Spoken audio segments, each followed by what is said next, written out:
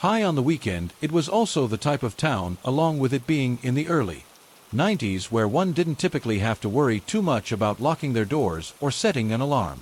Now our trailer was a two-bedroom, and my parents, always putting us kids ahead of themselves, slept in the living room on an old fold-out couch. My room was directly connected to it, and my sister's room was down a hallway past the kitchen and bathroom at the other end of the trailer. One night after everyone had gone to bed, my dad is woken up by a feeling that someone is in the room. He looks around a bit and sees a large male figure sitting in the easy chair just feet from the bed. My dad quickly flipped on the light switch next to his bed and saw it was the neighbor from down the road, named Carter. Carter was known to be a frequent drug user and was often in trouble with the law. Because of this, my dad asked him what he was doing there and told him to get out. He responded, "I can't get out, the demons are chasing me.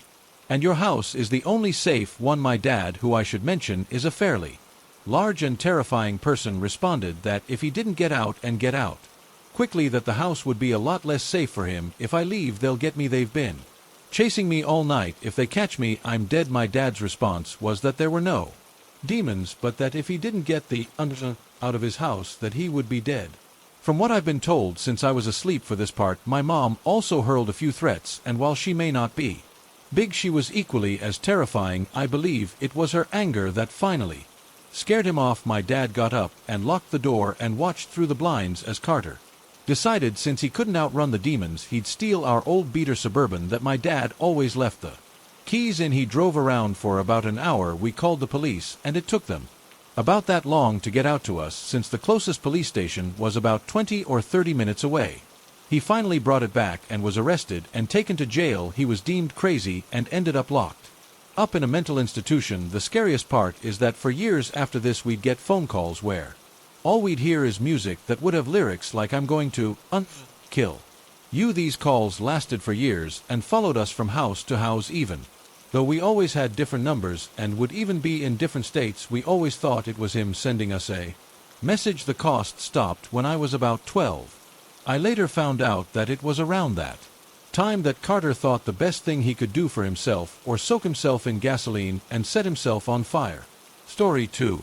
Okay, so this was a while back. I live in a small town in Texas, and there aren't many shops or anything popular. The only fun thing is the fair or carnival, and we only have around two malls. Besides that, our town is very small and doesn't have anything important to talk about until something happened that I experienced. So I was staying a few nights at my cousin's, and we usually pull all-nighters, and that means we stay up all night with energy drinks, but we didn't have any food or drink or any snacks, and that's basically what you need to stay up all night. So we snuck out through his window. We made sure the coast was clear because his dad had a camera doorbell, and it would have messed up the plan if we were caught. We got to this 24-hour gas station that takes 20 minutes to walk to, but if you run you could probably make it in 10 or so.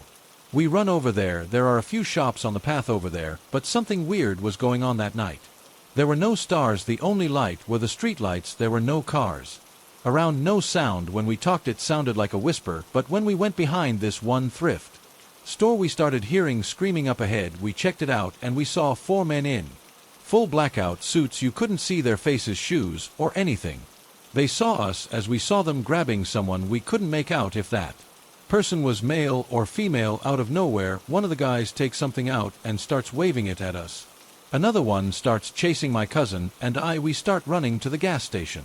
Because it was closer than home, the guy screamed at us as we ran, and it felt like adrenaline was helping me run faster than I ever had. I couldn't see my cousin anymore and realized we'd split up. I got to the gas station, and I was so glad to see he was okay. He told me that the guy who was chasing him gave up on him. We did tell an adult what happened, but she didn't believe us. She did end up calling the police and told them what happened. They searched the area and found nothing. They said they would have to wait until the nearest store opened before they can check the cameras. We left the gas station taking a different route home, and we just slept it off. We are still traumatized to this day. Who was that person, and were they okay? We have found no answers to this day. Story 3. So this happened about 10 years ago when I was in college. I'm a female and I was a sophomore at about 19 to 20 years old, and I was horribly naive. The college I went to was a religious school and had several rules that students had to follow. The rules important to the story are no drinking on campus. You could only visit The opposite sex in their room during visitation hours, and during visitation the door had to be left open. I was not an unattractive girl, and I happened to draw the attention of a guy who shared the same major as I did. This means we had a bunch of classes together. He introduced himself to me as Andy, and we began talking. He was very tall, about 6'4", and quite heavy at one point. He weighed about 300 pounds. He expressed romantic interest in me, but I wasn't attracted to him, and told him this. Whenever he brought it up, he would immediately backtrack and say how happy he was being my friend, and he didn't mind that I didn't care about him romantically.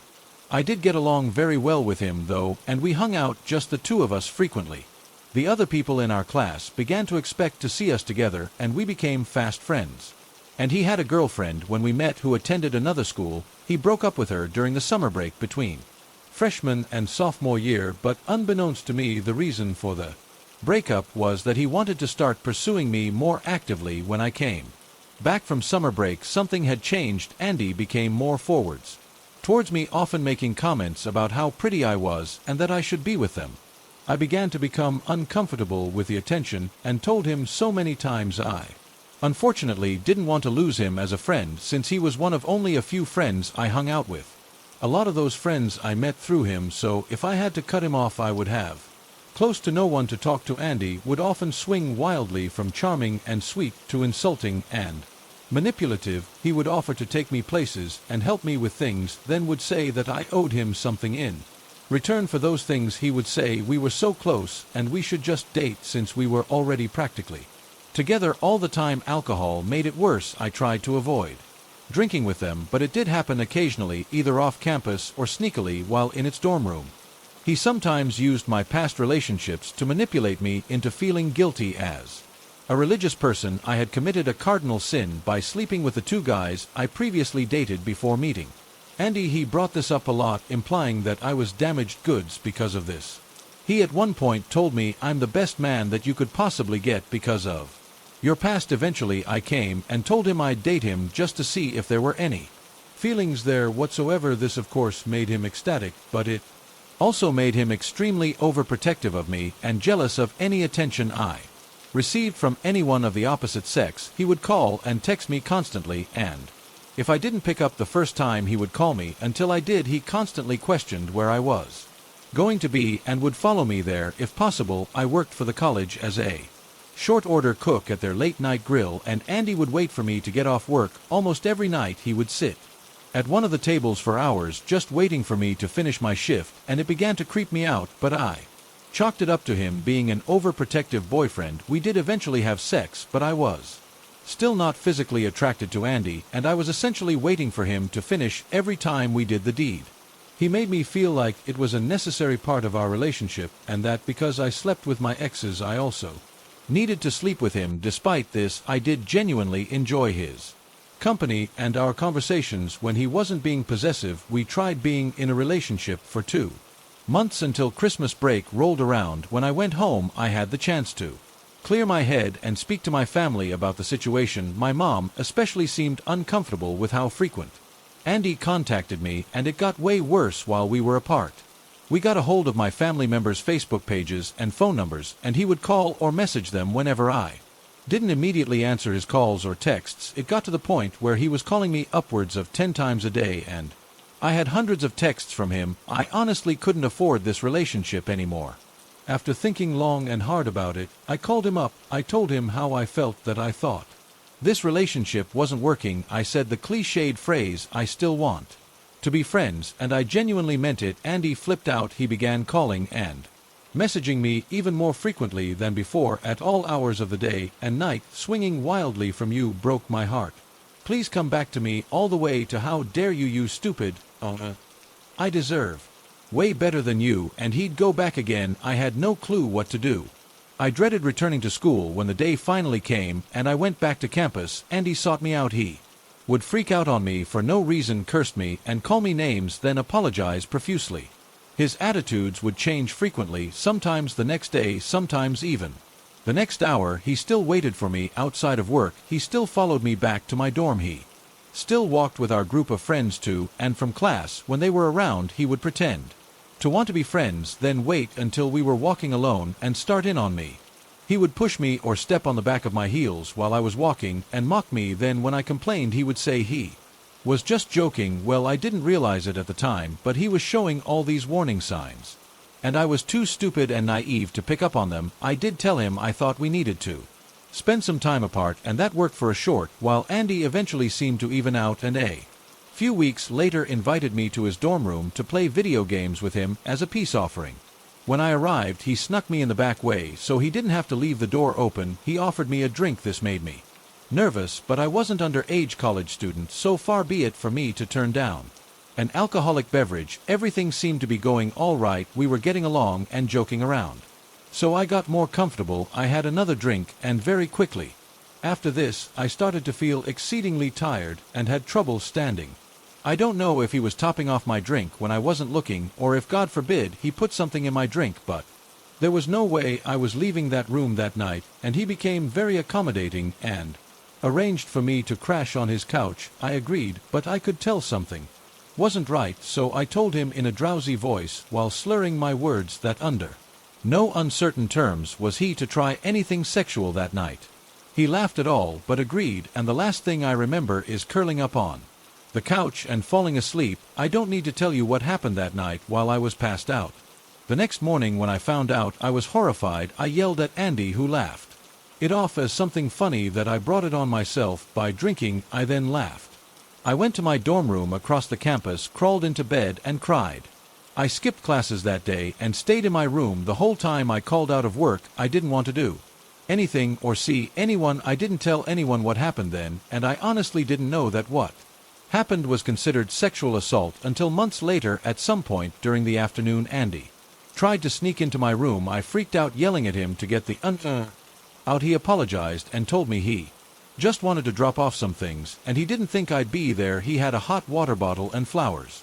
How sweet. Not. He kind of threw them in the room and shut the door as I yelled at him to leave me alone. A couple of months went by. Andy still followed me sometimes, but I told him to back off. He still messaged me, but I mostly ignored him. He followed me off campus on multiple occasions, and I also learned that he'd been following me around for quite some time. I began to develop anxiety about seeing him everywhere, and I went to the campus doctor. I explained parts of the story to him, and he gave me some Xanax and antidepressants to help with my paranoia. But I tried my best to function, but my grades suffered, and so did my friendships. By this point, I had maybe 3 friends left who didn't think I was this horrible person that led Andy on and then dumped him and broke his heart. The icing on the cake for me was when Andy crashed my birthday party. Apparently, he asked one of my friends if he could help plan it, but she didn't know that we weren't speaking, so she agreed. He showed up to the park where it was being held, drank all the alcohol, then began telling my few friends that I still had how much of a I was. He called me a He told them I let him on and broke his heart, and the entire evening was ruined. Unfortunately, he was too drunk to drive himself home, so I was nominated to bring him back by driving his car. I mentioned I didn't want to do this by myself, so a friend offered to ride with me to help carry him into his dorm room. But immediately after that she booked it. She left me alone with him in his dorm room, even though I told her I was extremely uncomfortable being alone with them. She knew some of what happened, but I think she figured I was being dramatic or exaggerating. Immediately after she left, all of a sudden, he wasn't that drunk anymore. He immediately turned hostile and threatening. He told me if I didn't stay with them, he would hurt himself, and he pulled out a pair of scissors. He held the blade of his scissors to his wrist, and I took a step back. I was at a loss of what to do in this situation, so I simply stated that he shouldn't hurt himself, but I really wanted to leave. I backed up and slowly went for the door. He jumped up, dropped the scissors, and grabbed my wrist. He yanked me back from the doorway and twisted my arm behind my back until I cried out. He then threw me against the wall face. First slammed the door shut and locked it, then he picked me up and tossed me onto his bed. I was terrified, but I told him that if he didn't let me go, I would scream. He covered my mouth with his hand and told me if I screamed, I would get into trouble for violating visitation. He said he was going to let me up if I promised to stay in the room with him. I tried to portray that I was calm and relaxed, but inside I was scared for my life. I thought if I stayed, he would try to assault me again, or worse. I agreed to stay with them, and he led me up off of the bed. I sat up, and with all the strength I could muster, and I smiled. I said I would be okay hanging out with him, but I really had to use the bathroom. He agreed, but told me not to take too long. He said he'd be waiting outside the door. The dorm bathroom was actually a shared bathroom between two dorm rooms. In Andy's room, there was a door to the right that led to the bathroom. Then if you walked through the bathroom, there was another door on the opposite side that led to another dorm room. Both bathroom doors could be locked from the outside to prevent someone from one dorm using the bathroom to access the other dorm room. I went into the bathroom and closed Andy's door, then prayed the guys who lived in the next dorm room were trusting enough to leave the bathroom door unlocked. I walked to the other side and tried the doorknob. Miraculously, it turned, and I opened the door into the room of two very surprised guys. I apologized and mumbled, "I just need to get out of there," before turning to leave. They both stared incredulously at me as I ran out of their front door. I left that residence hall and ran all the way across campus to my dorm. All of a sudden, I heard footsteps behind me, and I heard someone shouting my name. My heart sank. It was Andy. I panicked, but the hall that housed my dorm was directly ahead of me. I picked up the pace, and Andy followed suit. He was gaining on me, and it had been ages since I ran. I could see the entrance to my dorm. I had my key out and grabbed the door handle of the first set of doors. There were two sets of doors that led into my residence hall. The first one was always unlocked, but the second set you needed a key for. When I got inside the first set of doors, Andy caught up to me and grabbed me by the arm. He tried to use his weight advantage to pull me back away from the second set of doors and out of the entrance. I fought with everything I had, yelling at him to let me go. The whole time I saw through the dorm window that there were people inside the foyer, and if I could just get their attention, I could get one of them to open the door. I finally managed to get close enough to the second set of doors to knock. The instant I knocked on that door, Andy let me go. He walked away quickly, letting a few choice curse words fly in my direction before jogging back in the direction he came. When a guy from inside the foyer opened the door, he saw a girl who was out of breath and on the verge of tears. He asked me if I was okay. I said I think so, then waved him away. I ran to my dorm room and locked the door immediately. The very next day, I contacted my RA about the situation. I showed her some of the messages Andy sent me and explained that he'd broken visitation by coming into my dorm room to drop stuff off for me, and that he had just chased me across campus. She was immediately concerned and contacted the Dean of Discipline. They instituted a ban of Andy being allowed to enter my dorm and told him to stay away from me and not to contact me anymore. It took him a long time to even begin to comply. I should have gone to the police, but when I met with the Dean of Discipline, he strongly encouraged me to keep everything in-house. He said, "We are a family and we will deal with this internally like a family." I didn't learn this until years later, but this is the attitude of many colleges when dealing with victims of stalking and assault who attend their schools. Eventually, over the next summer, I told my mother most of the details of what happened, and she cried with me. She was extremely supportive and drove me 5 hours to the police department in the town where my college was located so I could file a report. They basically said since it had been too long since the assault, there wasn't much they could do, but I could try to get a restraining order. I followed their directions and was able to get a restraining order against Andy. He violated that order several times, and it ended up going back to court.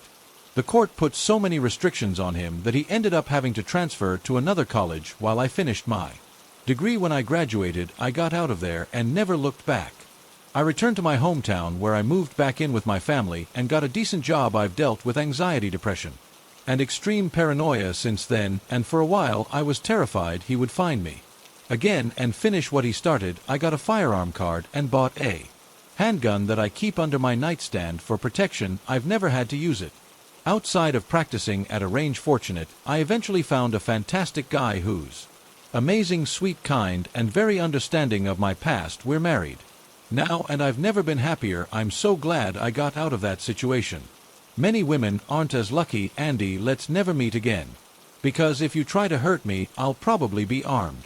Story 4. At Sir Creepington Pasta. At the age of 18 to 19, I used to pick up hitchhikers and go hitchhiking myself. The 1990s felt a bit different to now. One day, I was traveling from Edinburgh to back home 70 miles. Saw a fella hitching a ride just outside of Edinburgh city limits with a sign saying north. He seemed to have loads of stuff, most when in the boot, some in the back. Seat he jumped in the front, and off we went. He seemed quite awkward. And his accent was all over the place, German, French, English. It felt forced, though small talk was difficult. He looked punk, and so, well, we will have music in common. Let's talk about music. He was wearing an Exploited t-shirt. Which is a local band. I asked if he saw them while in Edinburgh, as they had played 2 days before. Said he hadn't heard of them. Okay, the more we talked the more uneasy I felt. And the more he seemed to relax. He had a bunch of piercings which he started talking about, and said he had done these himself. They looked at each one was squint and looked brand new. He started telling me about how he had been spending the last year or so, which sounded somewhat off-grid in terms of living. He had been traveling around Europe on a motorcycle he had built himself. Fair enough, I worked as a mechanic at that point in life, so I asked about the setup. He got irritated and changed the conversation. He then got into how a monk had found him half dead in a field and nursed him back to health. Me then worked at the monastery to repay his debt, which sounded like something out of a movie. This bizarre story lasted 30 or so minutes. Through the monastery story, he keeps saying there's no need to pull that face, and getting quite aggressive. I mentioned it doesn't really make sense, as you have jumped around 4 countries, and I am also driving and trying to listen to a German accent. He then freaks out and starts smashing his fists on the dash, shouting and screaming how he wants out. Fair play, we are almost there. Soon as I slowed down to a giveaway sign, he jumps out of the car, flings the doors open, grabs his stuff, and walks off, leaving the doors open. I got out to close the doors and say sorry to the people behind me who had to wait and witness this. I look over to see where he was going, and he was climbing a fence and heading into a farmer's field. I was a little freaked out and just wanted to get home. The minute I'm through the door, Mom knows there's something wrong, and I tell her the story. She suggests I check the car in case he stole anything and phone the police. Yep, you forgot some bags. Great. An iPhone. The police left details, etc. I forgot about it for a couple of days or so. Then I wake up to my car window smashed and the bags gone. Heart-sinking moment. Okay, and I found the police again. This time they turn up and take a statement. I dropped him about 12 miles from where my parents lived, so I wrote it off as a coincidence. 6 months later, I see a Crime Watch episode, British TV show, where they have a "Have you seen this person" section. Guess who it was? Looking like a suit, wanted across Europe for very bad things. Enter the UK under false documents, thought to have changed his appearance, etc., and attacked people in a car after they picked him up hitchhiking. Second heart-sinking moment. Apparently the punk rock look was a disguise. It was in fact German. I've never picked up a hitchhiker since.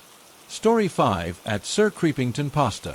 Okay, so I'll just start this by saying my dad is a character. All of my friends loved him growing up because he could entertain you just by talking to him. This attitude is what initially led me to question the legitimacy of this story.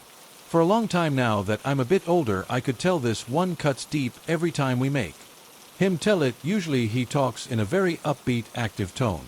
But when my brothers and I first heard him tell the story or talk about it in general, his tone completely changes. It's as if the color just rushes from his face. It's obvious he doesn't enjoy talking about it.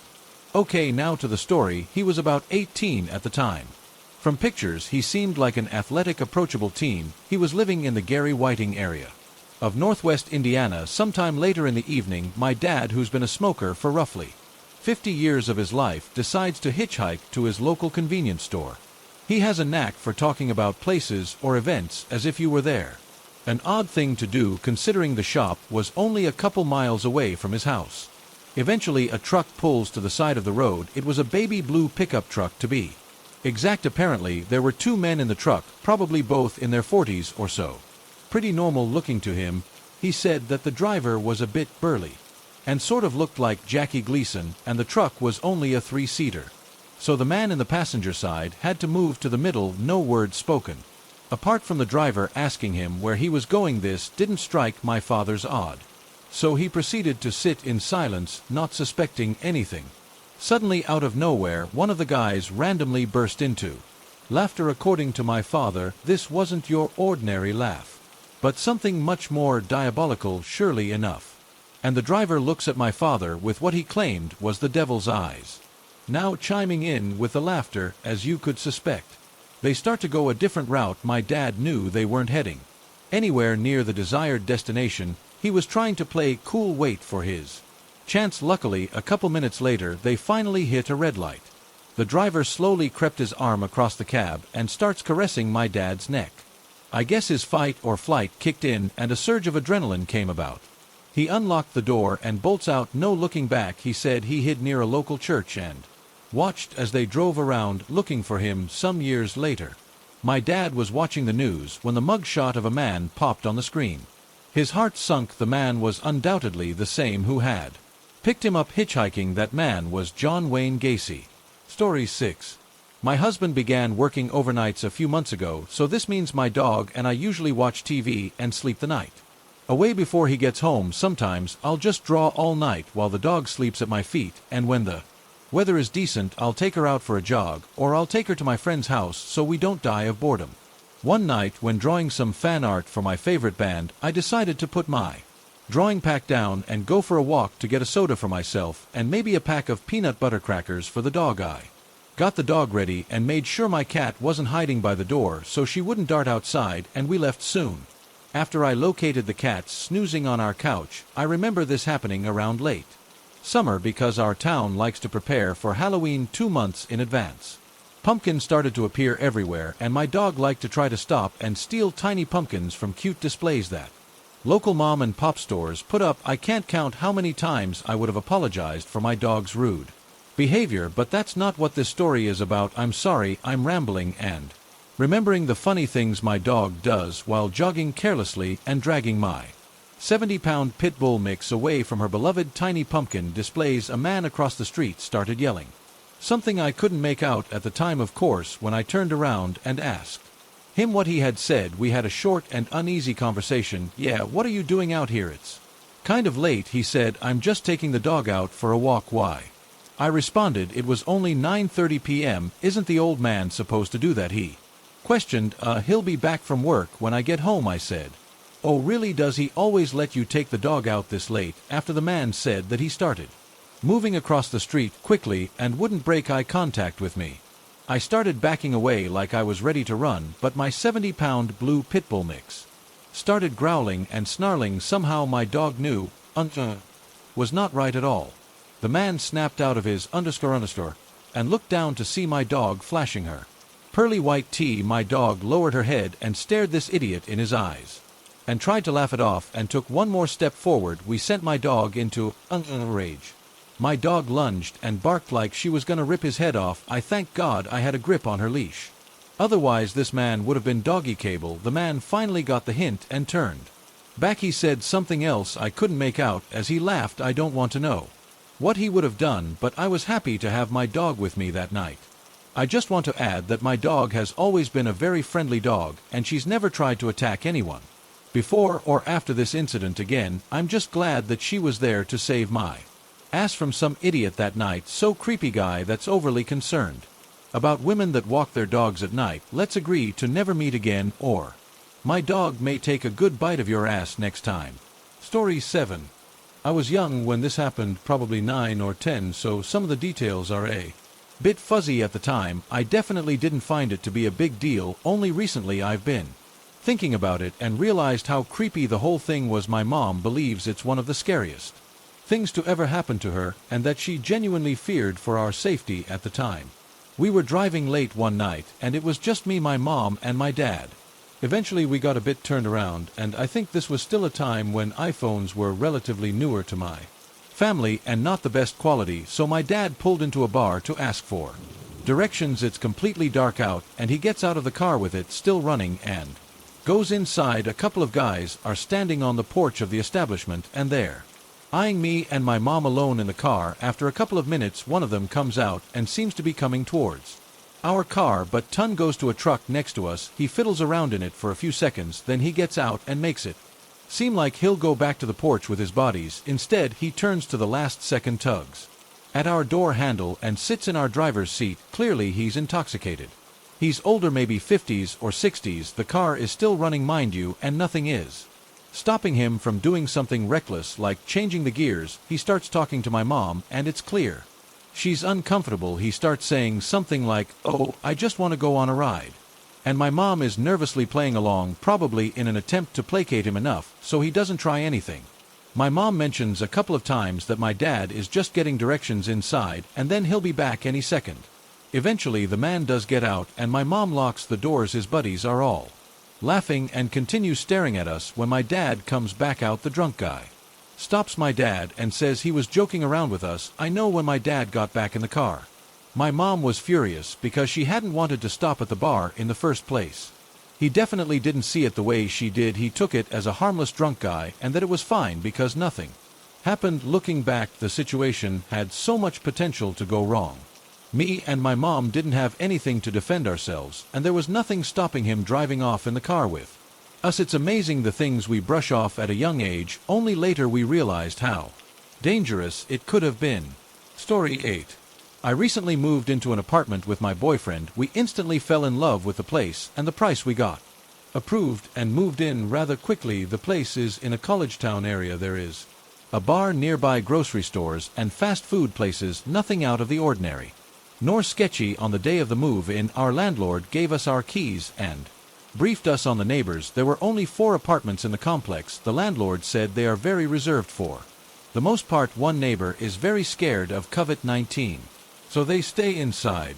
The neighbor across from us seems to be very reserved as well. Now, I saved the best for last. Our bottom floor neighbor Cow. As we're walking up towards our place, our landlord said, "Oh yeah, that's Cow. He's very weird." My boyfriend and I looked at each other. Like, what the underscore? Does that mean his windows and doors were wide open? The landlord explained that he did not have AC at the moment. We ignored it and continued unpacking. We had prior plans to leave town, so we did not spend the first few nights there. Upon arrival, we discover why he was weird. When we first saw him, we said hello and made some comment about the weather. He seemed confused and disoriented and sad. Yeah, okay. As the days passed, we would say hi. He would reciprocate at times. It was obvious that he was socially awkward. If I pulled up into our parking lot and he saw me, he would scurry into his room. I thought it was unusual, but brushed it off. We thought that was the extent of his weird, but boy were we wrong. Slamming, shoving, and hitting of his own doors started at night, only at night. The slamming and banging was so loud that it woke us up. When we got closer to our door, we heard him yelling. We finally understood why he was deemed weird. This continued for many nights in a row. We would notice that he just stands in the middle of the parking lot and talks to himself. If he sees me, he goes back inside. Things escalated this past week. It was late in the evening. We were chilling and watching TV when we heard a knock. We immediately knew who it was since Cal was chilling outside with the neighbors. My boyfriend answered the door and Cal asked if we had seen a young woman walking around. My boyfriend said no and he walked away. Last night I came back home from visiting my family. Immediately after I came home, Cal went upstairs. My boyfriend answered the door and asked if we had seen his mom walking around. My boyfriend sternly said no and closed the door. To conclude, this morning at 6 a.m. we heard an extremely loud knock. I awoke immediately. I went to the door and did not see anyone, though I saw a flashlight. I got really scared and woke my boyfriend up. We looked out and saw there was a police officer looking for Cal. From what we can make out, Cal called the police due to hearing a gunshot and a young woman scream. My boyfriend was up since 5 a.m. and he stated he did not hear any of that. At this point, we're on edge with this guy. If he comes upstairs again, we're gonna tell him to ask other neighbors for an update. Right as I finished writing this up, the previous tenant texted me. He stated that Count was really weird while they lived there as well. Count would talk to himself. The previous tenants said that he caught security camera footage of Camel going up the stairs near the door and started working out. Cal noticed the camera and went back downstairs. We will be installing cameras very soon. My boyfriend officially went into I wish this guy would mode. I also forgot to mention that yesterday, before I left to visit my family, I heard someone say hello and shuffle around my front door. I can only imagine who it was. It creeped me out because it was right after my boyfriend left the goals. My boyfriend told me that he heard Cal go upstairs after the police left at 6 a.m. and then he said hello, trying to get someone's attention. Yes, I know this man is mentally ill. However, it does not negate the fact that he purposely tries to talk to us in the late hours of the night. Compassion is shown, but boundaries will be sad. The police were called because we heard him yell and scream for help. They came out and said they already knew About him it seems like he's harmless, but we're still keeping our distance for our safety and his. Story 9 at Buzanbuz. When I was 14 years old, I had to live with my grandparents. I had to live with them because my sister was in college. And my parents were getting divorced. They lived in this old bungalow-type house. It was one story, and we have stairs that immediately go up to the attic, an attic which no one really uses. We just put stuff up there. It's too hot and stuffy up there. The sole window up there didn't really help much either. The attic had old creaky wooden floors that I remember that I had to polish with a coconut shell because that's how we do it here in the Philippines, that my grandparents are very traditional. Anyway, my door was near the stairs leading up to the attic. Like you open my door and then face right and the stairs would be immediately right there. I hated that every time I left my room I would expect that something would be immediately crawling down from the attic. One night my grandparents had to pick up my aunt's family from the airport, but because of the hellish traffic here they had to leave at 7 p.m. and their expected arrival back home would be at most at 5 a.m., so a 14-year-old girl would be alone at home the entire time. I told them I would be safe here. We live in a gated community. We have tons of guard dogs. Everything will be okay, or so I thought. Before they left we already had dinner. So I was stuck with cleaning the dishes, and all as I was doing that I could hear a bunch of neighboring dogs barking a lot. I didn't really think much of it because the dogs always do that. When I finished cleaning up from dinner, I immediately had to lock every door and window and close all the lights before heading to bed. When I entered my room, the lights were open, and it looked normal. My anime posters were on the wall. My closet was untouched. My bed was next to my barred tinted windows. We had to tint them because I was on the first floor. And my grandparents wanted to make sure no one would peep in a young girl's room. They were barred too because my uncle, who used to use the room, always escaped to go out to parties, and this was my grandparents' solution to that. Nothing was out of place to alarm me. Everything was normal until I shut off the lights. As soon as I closed my lights, a silhouette of a man was eliminated by the streetlights outside. He looked like he had thick curly hair and a skinny build. Thought maybe I was just hallucinating it, so I turned on the lights again and he was gone. Turn him off. He was back again, on, gone, off. Gone. I saw him. Relief. I was just tricking myself, I guess, or something else was casting a shadow. I double-locked my door just to be safe, the one with the doorknob lock and one of those door latches type things. Tucked myself in. It was hard to fall asleep with a lot of dogs barking outside. It wasn't our dogs, it was our neighbors. I was finally able to fall asleep when I heard something about me moving something in the attic. I just pushed the thought down. I'm tricking myself again. I hugged my pillow. It's just rats, I said to myself. These rats seem heavy. And we're also pushing furniture around. My heart sank when I heard them hurriedly going down the stairs and stop at the bottom. Covered myself with a blanket, and I waited for something. I was also wishing that my parents had given me a phone at a time like this, but I only waited in bated breath. Suddenly, I heard my doorknob start to fiddle. I wanted to vomit when I heard a click followed by a quiet turn of the knob. The knob turned but didn't budge. When they noticed, they tried to push it. By this time, I'd finally stood up shaking. I was a kid home alone with no phone, no means of defense. All that was saving me was this thick door from the old days. I softly pushed my body up against the door and locked everything up again. I didn't want to make a sound. I didn't want to scream. I did not want him to know that I was here. I don't know why, but he stopped. I didn't go back to my bed. I just stood there at the door waiting. It felt like forever, and I heard footsteps go up the stairs, but I still sat there. I saw something move in the corner of my eye there out the window. The shadow was back. I forced myself not to look. All I could think of was thank God they were barred. I don't remember what happened after that. I think I fell asleep or was too scared to even think straight. I just remember the next day when my family and I were finally having breakfast, I casually brought it up. Grandfather, I think I heard footsteps in the attic last night. My grandmother scoffed. It's probably rats. I never brought it up again. I didn't want them to worry, but I do know this: our dogs were caged up near the gate and were far from my room, so they wouldn't have seen anything. The only dogs who were near my room were the neighbors. Also, there's nothing outside my window that would cast a shadow that looked like a man. Lastly, the attic window was open. Story 10 at Buzanbuz. Here's another security story I have. Again, backstory if you're unfamiliar with my posts. I work security at a local university with an open campus in the heart of my city, and it's in a really bad area.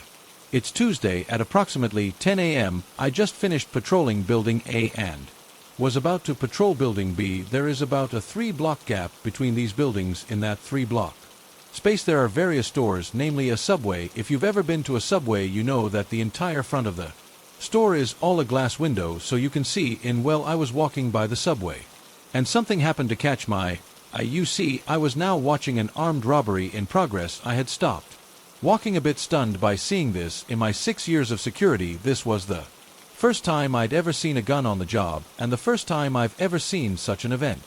Not only did I notice the armed robber, he noticed me in my full bright reflective security vest. At this point, he points the handgun directly at my head, and I nearly my pants out of complete fear. One of the employees managed to distract the guy, and he turns to them and probably threatened her. I was outside, remember, so I can't hear anything going on inside. I take this moment and run out of his view and hide around the corner and radio for the police to be called. The first cop car showed up in under 5 minutes. Once the officer saw what was going on, 5 more cop cars show up and a legit SWAT dude arrives.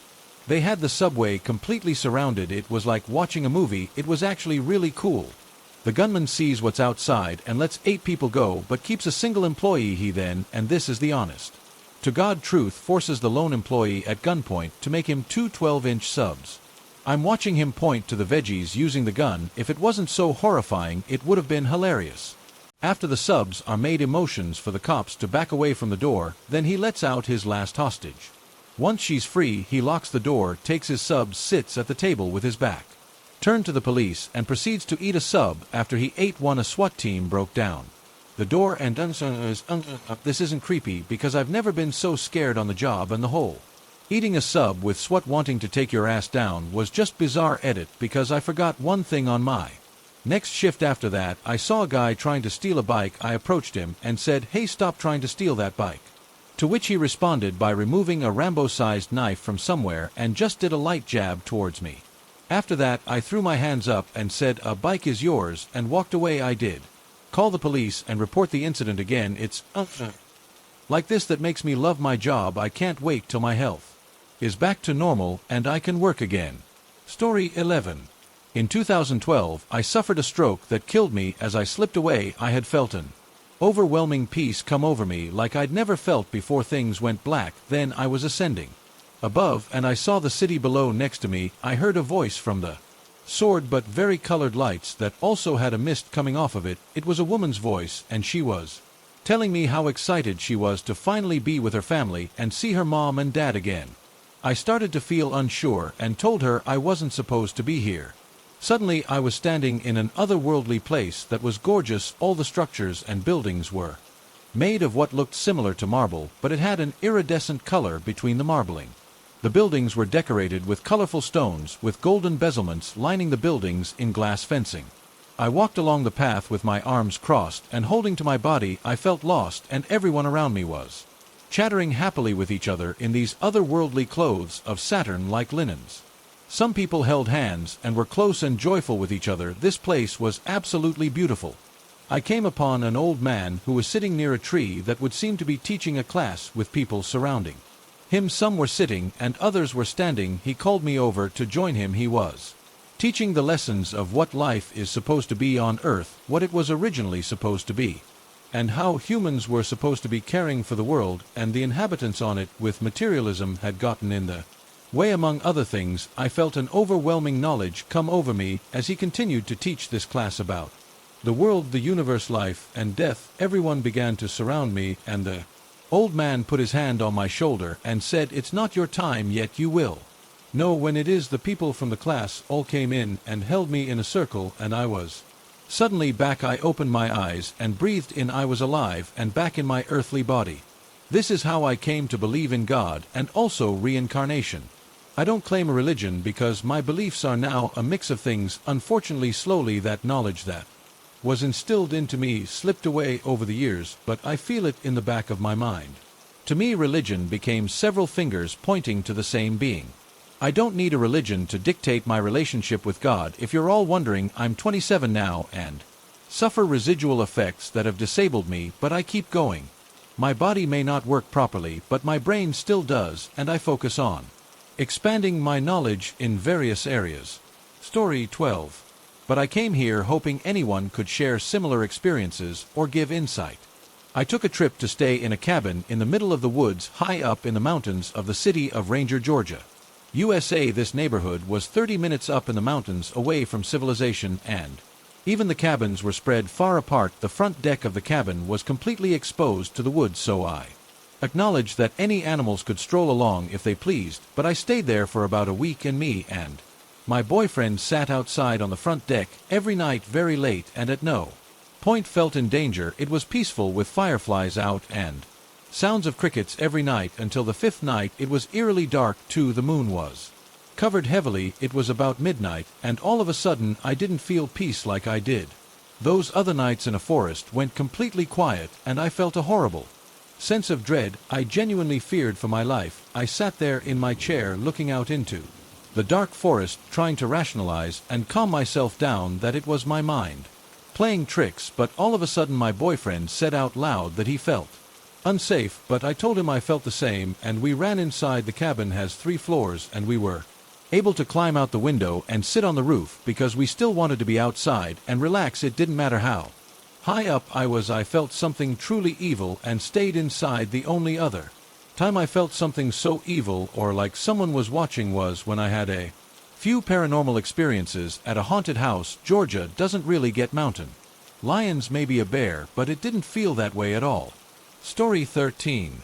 Shadow. My 115-pound German Shepherd Black Lab mix started to signal to me that she had to use the bathroom at about 1 a.m. Annoyed because I was almost asleep, I got up, put a hoodie on, and took her out with nothing but my phone for the flashlight. She started to do the usual sniff for 15 minutes just to go in the regular spot routine. I had my flashlight on her because she's camouflaged by the night, and I would like to know where she's at so she doesn't run off. Just as she's starting to use the bathroom, I turn away and notice someone. They're standing at the very edge of my yard, looking back at my dog. I noticed that she wasn't paying attention to the person yet, so I called her to me and attached her leash. The person just stood there and watched me. I called out to them and said, "You need to leave my yard," to which I got silence back. I cleared my throat and repeated myself, eventually attempting a third time just to change it to "Don't make me tell you again you're going to leave my yard," just as my partner was coming outside to see what the commotion was. They took a few steps forward, clearly intending to continue towards me. Caught a glimpse of my partner backpedaled, turned around, and laughed as confused as he was. I was in complete shock. That person hasn't been back, but right before that we did find footprints near our shed and windows of our home. Genuinely unnerved, we contacted the police, and they didn't do anything other than take a statement. I was told it would go nowhere until physical harm or a break-in happens. Story 14. For context, I was 16 at the time, so this was about 4 years ago. We lived on a dimly lit road where crime often occurred. Well, my younger sister had thrown a small party for her 15th birthday in May. There were maybe 6 people, so as it gets to be around 2 in the morning, people either start leaving or stay the night. There was a girl there called Liz whose mom needed her to be home, but they didn't have a car to pick her up, and my mom was already asleep, and none of us could drive yet. Being the mom friend, I decided I'd walk Liz home as she lived in the apartment near my trailer. I put a pocket knife in my jacket, and Liz and I started our 6-minute walk. Everything was going pretty good until after I dropped her off. I live on a dimly lit street, and I watch a lot of horror, so I was paranoid as is. That didn't get any better when I noticed a blue car following me slowly with its headlights off. I had a bad feeling, so I called my friend. While I'm on the phone with my friend, I start walking faster and telling her the situation. Well, the car got too close for my liking, so I started running. It speeds up to halfway down the road. I run into both of my younger sisters, and we walk home together. We get home, and I asked why they came. It turns out my mom woke up from a nightmare that I was hurt and told them to come get me so I could be safe. I honestly don't know what would have happened to me if they hadn't come, but it was terrifying. Story 15 at Let's Read Podcast. I'm a 38-year-old female, and I live with my husband and 4-year-old son. We decided that we wanted to live off the grid about a year after our son was born. The world's been going in a weird direction, and cutting ourselves off from it seemed like a good idea at the time. We bought a small house in the forests of the Pacific Northwest, and apart from the story I'm about to tell you, we loved every second of it. We have a family dairy cow that produces a lot of milk, about 6 to 7 gallons a day, which is way more than a family of 3 can drink. More than anyone can drink in a day, actually, but where we live people love to drink raw, unprocessed milk. It's a controversial topic that I won't get into right now, but with the excess milk we constantly had, my husband suggested that we post a Craigslist ad to barter our milk, trade the milk for other items we may need or want, like fresh fruits and veggies or farm equipment. We figured it couldn't hurt, and that would be fun to meet new like-minded people in the process. We posted our ad and we didn't get any responses for a while. I started feeling a little defeated about the whole thing, and that's when I got an email from a woman named Christina. She told me that she absolutely would love to trade for some milk, and I won't lie when I say that I was a little excited too. We emailed back and forth for a couple of days, and she told me that she grew organic berries that she would want to trade. I thought everything was going great until she suddenly just stopped emailing. Back, I emailed her again 4 days later to ask if she got my emails, but again got no response. It was like she was purposefully ignoring me, but my husband told me that sometimes people get busy and I shouldn't take it personally, so I didn't. I moved on and continued to wait for another person to see the ad. Over a week and a half later, I finally got a response from Christina. She was angry that I had emailed her in the middle of the night, and it was my fault that she hadn't seen it. She said that it was very irresponsible of me to email so late, and that it wasn't a good way to run a business. When I was shocked, I looked over my previous emails to her and was confused when I saw that I in fact hadn't emailed her in the middle of the night, but in the afternoon, and I didn't understand her comment about this not being a good way to run a business, because I wasn't running a business, it was a Craigslist ad. I chose not to respond to her because of her obvious problem with me and her incapability to take responsibility for her own actions. I thought ignoring her would have meant that I'd be done with the situation. I was wrong. Instead, she continued to email me multiple times a day for the next 2 days, reminding me of her emails and telling me to email her back. Finally, 2 days later, she wrote to me once again, this time saying something that genuinely terrified me. She said that she was tired of me ghosting her. She was offended and was very angry that I would do that to a sweet old lady like her, and if I wasn't going to give her the milk, she was just going to take it herself. I didn't really understand what she meant by that. Was she going to find where we live in Milkarkle? I showed my husband and we laughed about it together, and again I didn't email her back. Why would I? Clearly this woman had some serious issues. That night we heard rustling outside of her house, but that was something that we were used to. There were lots of animals in the area that weren't afraid to come up to the house. Throughout the night, our son came into our room really early in the morning and swore to us that he was hearing footsteps outside of his window. My husband and I tried to reassure him that it was probably just a deer, but he was sure that it sounded like a person or monster walking back and forth just outside his window. He was scared, so we let him sleep in our bed until it was time to wake up. That morning my husband went outside to check for footsteps, and to our surprise he actually found some. Whoever it was wore a very small-sized shoe and definitely was pacing all night based on the deep footprints that went back and forth in the mud outside his window. It's pretty strange seeing footsteps outside her house that aren't ours. We live so far outside of town and own the property surrounding our house, 30 acres of it. My husband searched the forest surrounding our house but found nothing. When I went out to milk our cow, I was horrified to find her covered in black spray paint. Her back was littered with it. When my husband came out to help me, he was just as shocked as I was. I still had to milk her though, and honestly I felt a little bad doing it. Cows are very sensitive animals, and I could tell that she was scared and probably in shock just as much as we were. Only when I went to milk her and was massaging her udder, I noticed her bag seemed a little small, almost like how it feels after being milked. Then when I went to clear her teats of the first few squeezes of milk, there was almost nothing coming out. Someone had literally milked our cow, and sometime throughout the night also spray painted her back. I thought back to the crazy email the woman had left, and I knew it had to have been her. We knew no one else would do something like this. While my husband and I were trying to clean off her back, we heard our son scream from inside the house. We both dropped what we were doing, and when we got inside, we saw a jug of milk on the counter and muddy footprints leading to our son's room. We rushed to his bedroom door, and when we looked inside, we saw a woman sitting on our son's bed with him on her lap. She was holding him tightly, smiling at us with his eerily emotionless look on her face as he squirmed in her grasp. I was going to tell her to let him go, but my husband had other plans. He'd always been the no-nonsense kind of guy, and so he just walked right up to her and punched her in the face. She let go of her son as she brought her hand up to her nose, and my husband took the opportunity to grab him and pull him away from her. He grabbed my arm on the way out of the room and led us out of the house and put us in his truck and locked it. He went back inside, and the next thing I knew, he was physically carrying this woman out of the house and forcing her to sit on the porch. Every time she tried to get up, he just shoved her right back down. She was no match for him. He made sure that there was no way she was leaving. I had already called the police the second we were in the truck, and they arrived about 30 minutes later. While we waited for them, the woman only said one thing: "You shouldn't have ignored me." Story 16. I'm a former long-time airborne ranger, having served many years in 275 in Washington State. After my service, I was a Forest Service firefighter and disaster response contractor. Suffice to say, I'm a very experienced outdoorsman, professionally trained. In 2009, I was hiking in the wire highs of Forest Reserve near Oxford and Lake.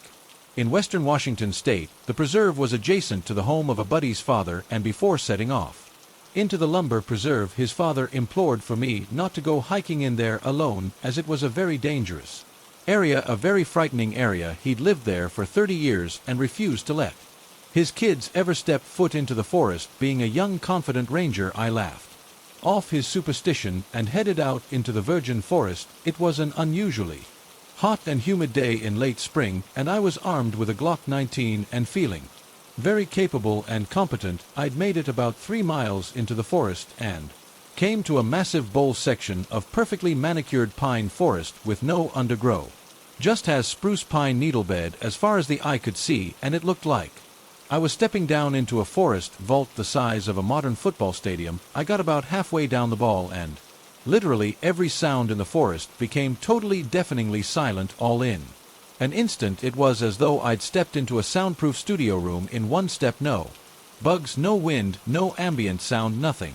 By this time, I'd been to combat twice and graduated ranger school and was a pretty salty individual, but I am not ashamed to admit I was overcome with a feeling of fear, dread, deep, guttural, paralyzing fear. I gathered myself together and turned around and practically ran the entire way back to Curtis's father's house, got in my truck, and left, and I never went back. I've spent years thinking about what happened in those woods, and until this day have no answers. I was completely sober, fully aware of my surroundings, and in good spirits and health at the time of this incident, with no mental, physical, or psychological issues. I cannot say what the incident was caused by, but I have never been so deeply in fear in my life. Even thinking about it now, over a decade later, makes me feel uneasy, as though whatever was in that forest is still there. All this I swear on my scroll to be true. Story 17.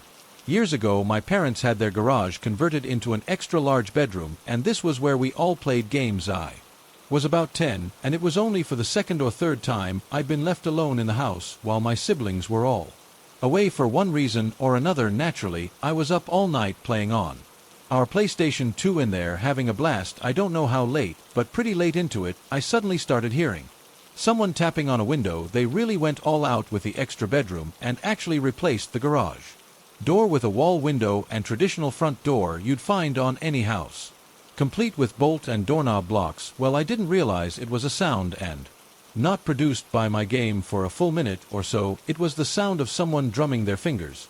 It kept going without stopping. I finally really noticed it when the doorknob rattled and the sound moved closer to the door, which made it more audible to me.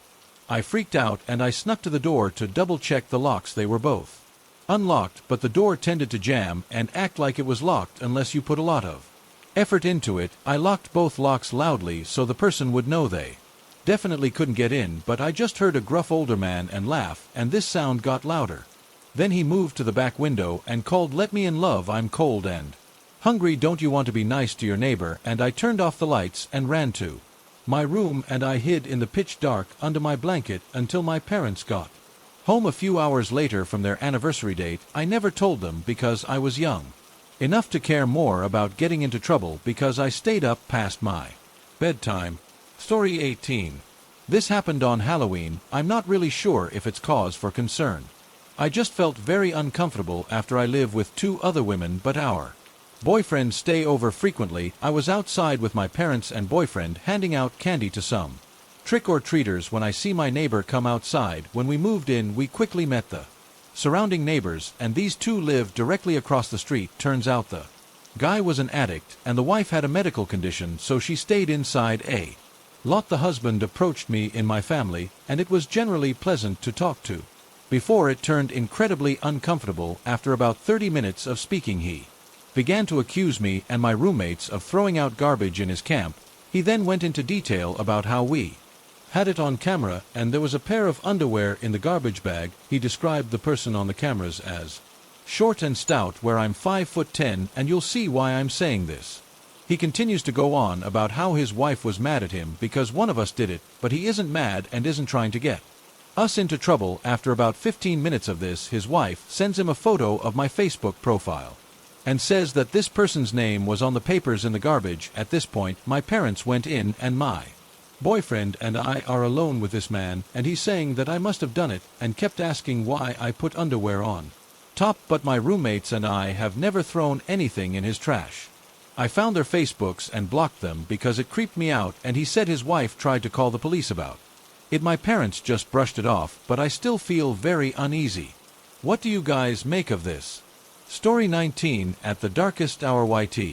I'll never leave the apartment door unlocked again. 2 stories here. The second story is a little creepier. A 23-year-old female grew up in a rural area in Ontario. It was the kind of place where you never lock the doors because you know everyone in town, the all-too-trusting small-town mentality. It stayed with me once I moved to a big city for university. I got an apartment in the student area with a college nearby and plenty of bars within walking distance. I lived with a guy friend, Roddy, who was a few years older than me. From the same small town, I would usually go to the bars with friends on the weekends and stumble home by myself around 2 a.m. One night on my way home, my neighbor Kyle and I met in the hallway, both headed to our own places. He was also drunk and so good-looking. He said hello and invited me inside. I ended up staying the night with him. He was nice, and it was a fun night, if not a little awkward. We didn't exchange numbers, and it didn't seem like we cared for anything to come of it, so I went home in the morning, and that was that. Fast forward to 2 days later. I was asleep in my bed. My roommate was half asleep on the couch with the TV on. He heard a sound that might have been the door creaking open, but he ignored it in his tired state. A few minutes later, he opened his eyes to see a naked man standing in front of him, lifeless and staring into his eyes. It was Kyle. Roddy tried to talk to him and ask him what he was doing here, but he didn't respond. Roddy ran to my room and said, I think Kyle is here to see you. So I followed him out into the living room, and I saw a completely naked Kyle staring at us with the most serious and concentrated eyes I'd ever seen. I tried to talk to him and ask him to leave, but once again he didn't respond. Instead, he went into our kitchen, opened the fridge. He proceeded to take out our butter, and he started smearing it all over his face and chest, saying nothing, and still the completely serious look on his face. Roddy and I ran to my bedroom to talk about what to do. While we were in my room, Kyle walked down the hallway that led to us, and he stood in the dark right before the light of my room could reach him. All I could see was his silhouette. And he started whispering, saying hi, followed by my name, my name. Repeatedly, Roddy and I ended up calling the police, staying in my room until they came and took him back to his house. They said that he must have been on drugs, but probably wasn't a threat. I agreed. I didn't think he was a threat, but I didn't sleep well that night, knowing that he's just a thin wall away from us in his apartment. I talked to Kyle about a week later. He had no memory of doing this, but he did call 911 on himself and got an ambulance to the hospital the next morning because he had severe sunstroke, so it was likely sunstroke-induced delirium. He's okay now, thankfully. So the second story. We'd forgotten to lock our doors another time. I was at work, and Roddy was at home. I got a text from him that said, please get home, someone is here, and I think you must know them because I don't. So I took an early lunch, and I came home to see what was going on. There was a man with greasy black hair, so long it nearly reached his elbows, and he was pacing back and forth in our living room. Before I even got a chance to speak to him, I realized he wasn't mentally present. You would alternate between screaming at the top of his lungs like he was being murdered, and then he would cry and say things like, can feel the pain and suffering of everyone in the world. I can hear the voices of the poor and tormented in my brain begging me to help. Them I can't stand this suffering. Nobody understands my powers and ability to know what everyone is thinking. I would chime in politely to ask, do you know where you are, or what is your address? I can help you get home. And then he would just scream at us because this was his house and he wasn't leaving, and he wanted us to stop quote unquote judging him. After about 10 minutes of him rambling and pacing, he said his address to us, which is actually the neighboring apartment where Kyle lives. I knew Kyle had a roommate that I met, John, but apparently this was their third roommate. I went to his door and knocked, and thankfully the roommate John opened the door. He came to retrieve the rambling man. Later that night, John knocked on our door. I opened it to see him holding a bottle of wine. He wanted to thank us for handling the situation well, making sure that he got home. Apparently, the man had recently been in a mental hospital and left on his own accord, walked into the wrong apartment. His parents, they came and got him, and he's back in the hospital safe and sound. Story 20. At the darkest hour. YT. A few years ago, my boyfriend and best friend of 4 years had just dumped me. I was using this website, Meet Me, to meet people in my area while I was in college. My profile clearly stated that I was not explicitly looking for anyone to date. Just wanted to meet new people. I had just been dumped, so I was really trying to put myself out there and not really the type to go out in my area. There's a giant dance-a-thon that my university puts on every year to raise money for a children's hospital. I had someone message me and ask if I'd heard of it. I told him that my dance team usually performed on it every year. He told me he was actually one of the children that was supported by the event when he was younger. I thought that was really cool, so I asked him a little about his experience with that and genuinely thought it was interesting. After a while, that conversation was kind of dead, and I didn't really have much else to say. Plus it was getting late and I kind of wanted to go to bed. I told him so, and after about 10 minutes of laying in my bed trying to sleep, I got another notification.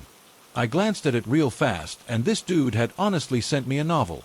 After this event, I swiftly deleted the account, so unfortunately I don't have access to the exact messages.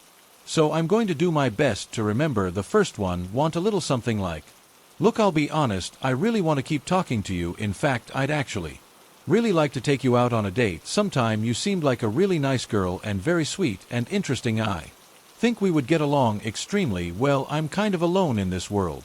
Insert long-winded commentary about his loneliness here. He also didn't use any punctuation, so it took me a long time to dissect this. I responded and told him I wasn't interested. He was about 7 years older than me, 20 at a time. I tried to say good night again. Then he responded with another novel along the lines of, I don't think you understand. You're perfect to me. You were made for me. I'm sure of it. God speaks to me. You know, God wants us to be together. And we will be one day. You'll be mine. I'm trying to be polite because he was so nice earlier, and I guess I'm naive. I don't totally know, but I kept responding, trying to let him down easy. Some more highlights. Maybe not today, maybe not tomorrow. But God has decided this. Who are we to deny him of his plan? Someday in the future we'll end up together. You'll realize it soon. And things like, we're going to have 3 children. I know their names, 2 boys, 1 girl. God spoke their names to me. I wrote them down when I was 7 years old, and I still have that paper. Do you know how I know you're going to be my wife? Because I wrote your name down with it. You'll be my wife. Don't make a mistake. God is talking to me now. He's saying your name to me. I can't let you leave. At this point I blocked and reported him. Note the hell off that site, and I went to bed all creeped out. Morning came, and he had found me on Facebook, and he was going on and on and on, starting with comments along the lines of, where did you go? You do this to me. You're denying our fate. He did it all night. I freaked out, told him to leave me alone pretty aggressively, and blocked him. I deleted all of the social media apps off of my phone for the next few days. I asked my roommates to stay at home with me. They agreed after I told them what happened. I was actually genuinely afraid that this dude was going to come and find me. I mean, he was local, and I had made nice conversation by telling him my major and some clubs that I was in. He could have showed up anywhere. But thankfully he didn't, and that was the end of that. Story 21. My friend and I are both young females, small petite build. We've been drinking at a hotel and decided to walk to the main strip, about a 20-minute walk, at around 9:45 p.m. We are laughing, listening to music, and just having plain fun at this point. Now this is when __ started to go south. Out of nowhere, a lady pops out in front Of us, she obviously looks like she's on something. She's twitching, walking really funny, and she's on the phone, so my friend and I step around her because she was initially going the opposite way to us. Then all of a sudden she walks past us. And while she's getting ahead of us, she's looking back and speaking into the phone. I for some reason was already feeling kind of uncomfortable, so my friend and I slowed down to let her stay in front of us, but we decided to go to the other side of the street because why not? The lady sees this, speaks into the phone again, and crosses with us. I was trying to give her the benefit of the doubt, thinking maybe she's uncomfortable and feels unsafe and she's trying to use us as cover, but my gut was telling me otherwise. So while she's walking in front of us, she's still frequently looking back and talking into the phone, so we cross the street again to put some distance between us. This time, the lady almost turns down a street where a man wearing all black walks out in the same direction we were going. The lady stops at this cross street and just stares at us, then she steps behind some kind of bush. The man went about 300 feet in front of us on the opposite side of the street, and then turned around and walked back to the same cross street the lady was at. We were still speed walking, so where they supposedly stepped off to was now out of sight. My friend was local to the town I was staying in, so she was already calling a friend who lived 2 blocks down to come and get us around. This time I looked back and see both of them speed walking towards us. And at this point I'm trying to make it obvious that I noticed them by turning around, pointing and yelling. Luckily, when they were about 2 blocks away, her friend arrived and we sped off. I was once featured in a St. Jude Survivor newsletter when I was about 5 years old in the early 90s. Story 22. The newsletter went out across the country, and apparently into Canada. There was this guy named Mitchell that called my family up out of the blue because he had read my cancer survival story. He lived somewhere in Canada and claimed to be this big-time Christian and wanted to talk to me about God in prayer. My mom let him talk to me for whatever reason, and the guy actually just wanted to talk to me about ALS. This Canadian guy named Mitchell was obsessed with ALF and somehow got a hold of our mailing address and sent me tons of ALF merchandise, coloring books, pencils, ALF, everything. For some reason, my parents let him talk to me whenever he could call because they bought into his God stuff and liked how he sent me ALF stuff. This went on and off for about a year, until he asked me if I'd ever heard of John Wayne Gacy. He told me who he was and that he had escaped him when Gacy tried kidnapping him when he was a kid. He told me I should tell my parents they shouldn't trust strangers because you never know who you could really be talking to.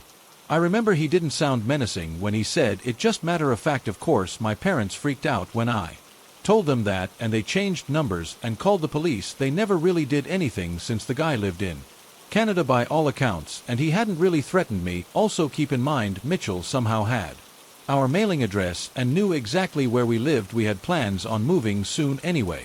Though fast forward 10 years to about 2001. We live in a new house, a new state, everything unlisted. I'm now 15, and what did we get in the mail? Yes, you guessed it. ALF coloring book. Story 23. This happened about 5 years ago when I was 14 and my sister was 18. My dad is an avid fisherman who loves fishing in the middle of nowhere simply because there aren't any other people around. For this particular fishing trip, we went to a state park in Georgia, a couple of hours from where we lived. After about an hour down a mixture of a dirt and gravel road, we arrived at a pretty large clearing where we parked. We got out and walked down a hill to a small waterfall with a pool of water at the bottom. The river before the waterfall was very shallow. The details of the area are kind of important. When we arrived, we had lunch by the river and started fishing. We were there for an hour when I started to get bored and went back to the car that was parked nearby for water.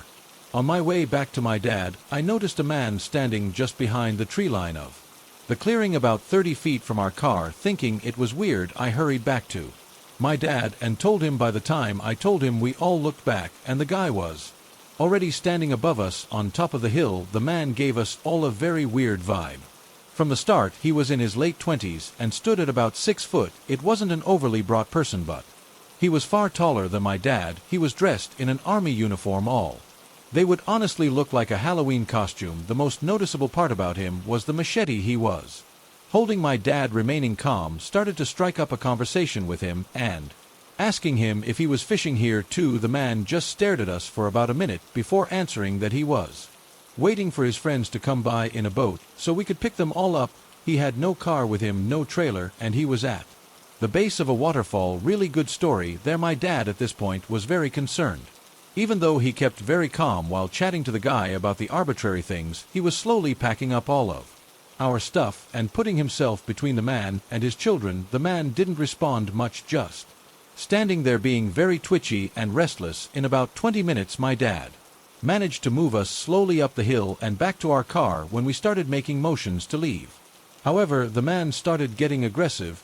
He suddenly started talking about his time in the military and how his high school sweetheart left him for another. His eyes got wild after mentioning his ex-girlfriend, and he turned his attention to my sister. He started yelling about how women were awful and would always be unworthy of a man's attention, all while leering at my sister and stabbing the ground repeatedly with his machete. At this point my dad decided we needed to go and motioned for my sister and I to get in the car before he followed and locked the doors. We got out of there in a hurry as the guy watched us leave before going back into the trees. This guy's become a bit of a joke in our family as we dubbed him Machete Man, but that experience will always stick with me. My dad admits that was the one time where he truly wished he had a gun, because his only weapon at the time was a pair of scissors. Story 24 at Danny Dreadful. Don't remember how old I was, just that I was small enough to fit in the front baby seat of a grocery cart that would put us in the very late 90s, early 2000s. I was grocery shopping with my mom at a Costco. For those who don't know the chain, it's basically a huge warehouse where everything is sold in bulk: food, clothes, books. It's basically a Walmart, but if Walmart sold cereal boxes and counts of threes or frozen dinners by the dozen. My mom has a habit of pulling her grocery cart down to one side of the aisle in stores and then walking the length of the shelves, picking what she wants and then coming back to the cart and dumping what she has in the basket. I don't know why she does it, but hey, moms do weird things. So maybe 4 or 5 sitting in the front basket playing with my Game Boy Color when she pulls over next to a fruit display in Costco and tells me that she's going to look at the different deals and to sit tight. I wasn't a very fidgety kid, so I said no problem. She'd gone for a couple of minutes. I'm absorbed in Pokemon, so I don't really notice her walk up until the cart starts moving. Being a kid, I instinctively trust she's the one pushing the cart. I was wrong. After a moment or two, I catch out of the corner of my vision her red nails. This is a problem because my mom never paints her nails and never ever wears them long. I look up. The lady pushing the cart is a little older than my mother, same curly black hair but pulled into a ponytail at the nape of her neck. I still remember she had tanned Italian type skin with thick red lips, a heavy coat of eyeliner and brown eyes. She was pretty skinny. Her teeth were yellowed and she smelled like what I didn't realize until later, bad beau. This wasn't my mom, and I said so very loudly. She laughed and looked around and pushed the cart a little faster. I said it again and she looked me dead in the eyes and said, and I'm paraphrasing here because I don't remember the exact wording, "Oh sweetie, what game are you playing? I am your mom." So the way Costco is set up, Ollie SARS, is that in the produce area, instead of aisles, they're more like islands. They're large square setups that you can see the entire length of the produce section if you walk in that area. So of course I can see my actual mother a few displays away. As loud as I could, I remember yelling mom and watching her head whip around to look at me right as this lady is trying to cover my mouth with her hands. I don't know if she decided then I wasn't worth it because I was so noisy, or if looking at my mother charging from a few displays over. A side note, my mom is not a petite woman. She's built like a linebacker and played roller derby and softball throughout college up until I was about 10. She's more of an ox than a human woman, but that's what I appreciate about her. But anyways, this woman squeezed her hand around my little face once and then booked it. My mom comes running up to me and starts asking me a million questions at once, and my little brain thinks all of a sudden that I'm in trouble for using my outdoor voice inside because she looks mad. So I start to cry. By the time she calmed me down, the lady was already gone and reporting her to the head of security. Store never found her inside, and security cam footage showed her leaving, but never with anyone else. Don't know why she picked me or what it would have been for, but I'm just glad my real mom ended up scaring her away and that nothing became of it. Story 25 at Danny Dreadful. I posted about this as a response to a question on our Ask Granite and decided to post it here. So this happened at my college years back. I went to a college that was integrated into a big city, so even though there was a campus, there were plenty of shops back streets, public transport, and just regular people walking around. So I was part of a club that went late into the night. I usually only stayed till 9:30 p.m. and would then leave, usually with a friend. The club was in the center of campus, while I lived east of it, so a 15 to 20 minute walk. This was a foggy late fall, early winter night. My friend had left early because they weren't feeling well. I ended up staying late and began my walk close to 10:30 p.m. So I started walking down a back street that was quiet but led right to my dorm. It was after a few minutes that I heard footsteps somewhere behind me. I stopped, thinking it was a jogger, and moved to the side to let them pass, but then I noticed that there was no one coming and the footsteps had stopped.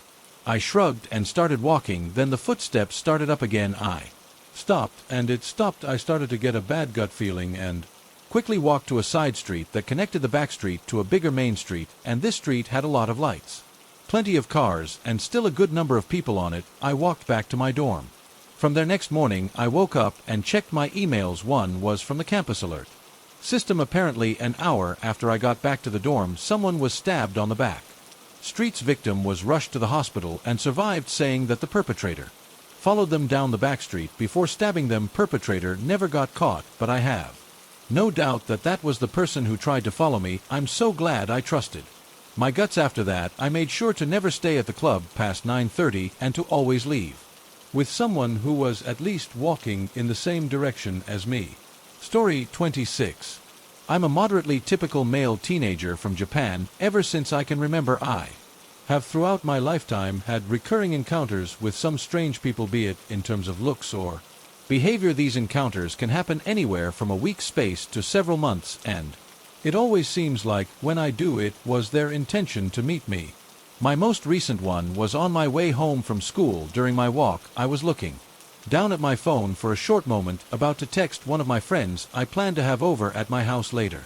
As I looked up, a young man, looking like he was in his 20s, was approaching me a few meters ahead. This confused me for a minute, as it was a straight and fairly long path ahead. I thought to myself that while I may have been looking at my phone, I would have surely noticed him coming from the corner of the path a good length away, or at least I expected him to be closer to that corner, but there he was, approaching me from the middle as if he'd appeared from thin air.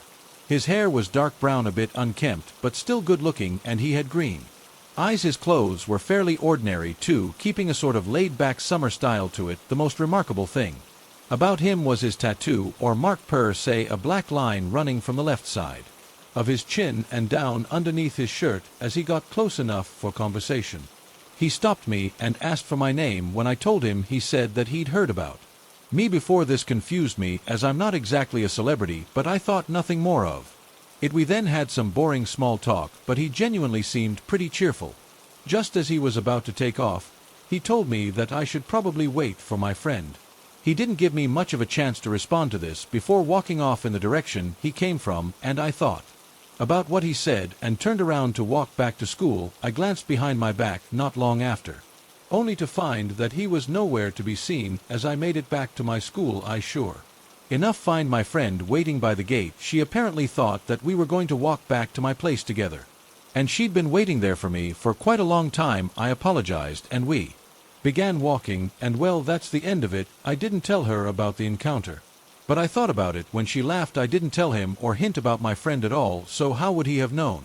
These types of encounters have kept on happening throughout my whole life, sometimes very frequently, and I don't know why. These people I meet just seem too unreal, and they usually know something I never told them about, which leads me to believe these people aren't human at all.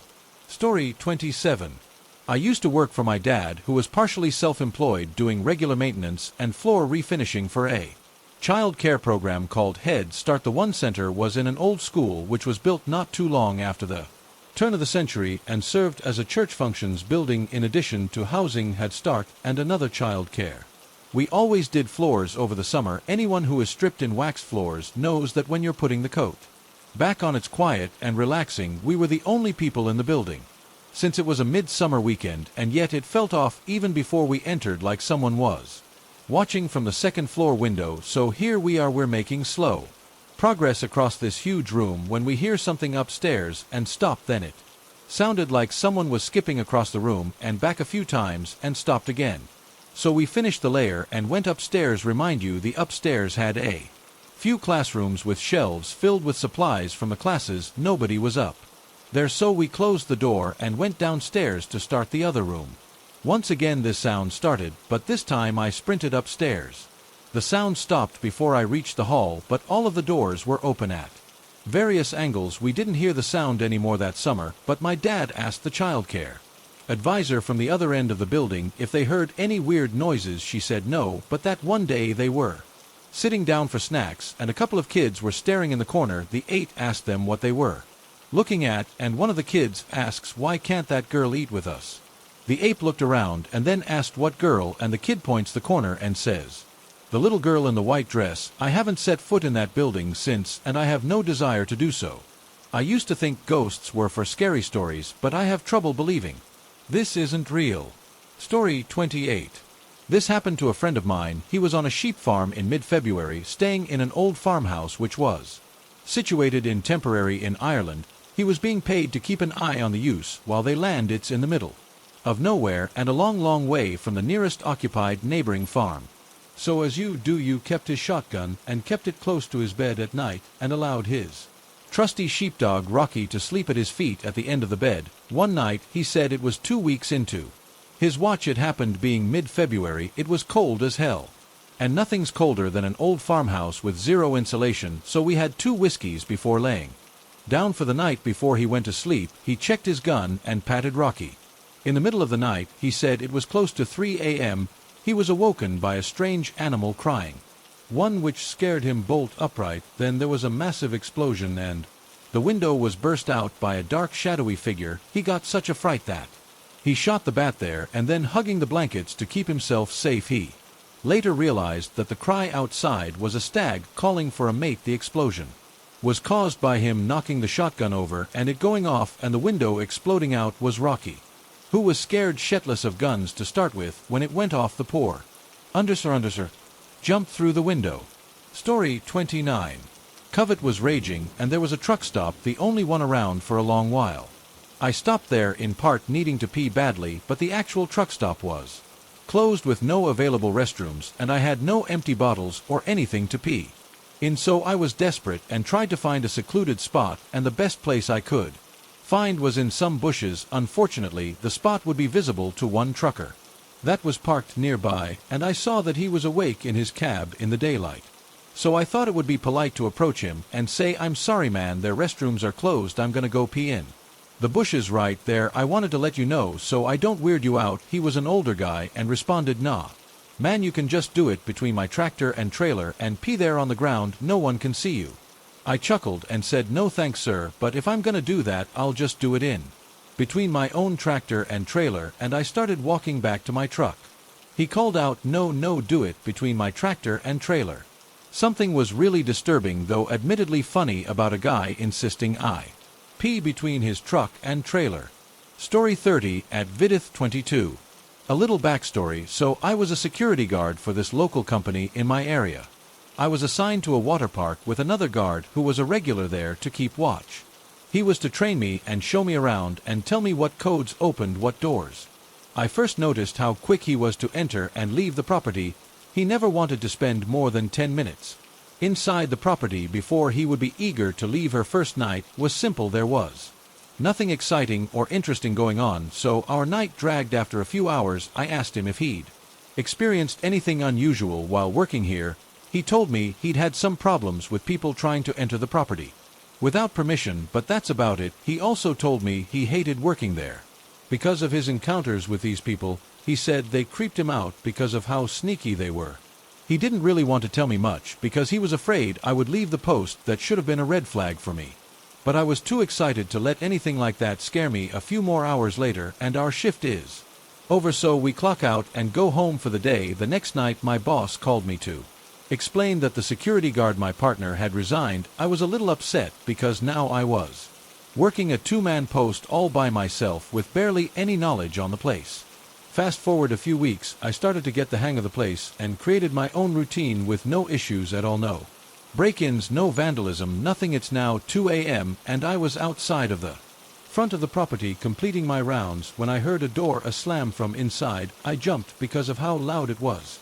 As I started to walk back into the property, I continued to hear doors opening and closing. I could feel myself getting nervous because it was the first situation I'd ever had at this place. As I walked inside and started to check the doors and complete around to make sure there was no one on the property, I get to this corridor where there was a set of stairs that led down to a door that was wide open that walks down the stairs to close and lock the door because I was too scared to take a look inside. As I turned around to head back up the stairs, I noticed a man dressed in all black standing at the top of the stairs. I take a step back and realized I'm cornered. If he was to try anything, I would have nowhere to run or hide. So I politely asked him if he needed any help. He didn't reply. I then asked him how he got into the property. He still didn't reply. He slowly turned his head and snapped his finger. Then from the left side of the staircase, another man slowly crawled to his side like a dog on all fours. I then turned around, then kicked the door open and ran inside and locked myself in a bathroom. As I called my boss and told them what I witnessed, they sent an armed security guard to my position to complete a walkthrough to make sure I was safe. As I got the call that the area was clear, I came out and told them everything from start to finish. I realized that they didn't believe me, so I clocked out and went home for the night. The next morning, I received a call from my boss explaining that they checked the security footage from the night before, and what they told me horrified me. Every hour when I would complete my rounds inside the property, those same two men would follow me through the facility as if they were stalking me, like as if it was a game to them. After that, I asked for a new position because I was too horrified to work at that water park. I now know why my trainer didn't want to work there anymore. This actually happens to me. I have more creepy stories like this one from where I was working security, so please let me know if you want to read more. Story 31 at Vidith 22.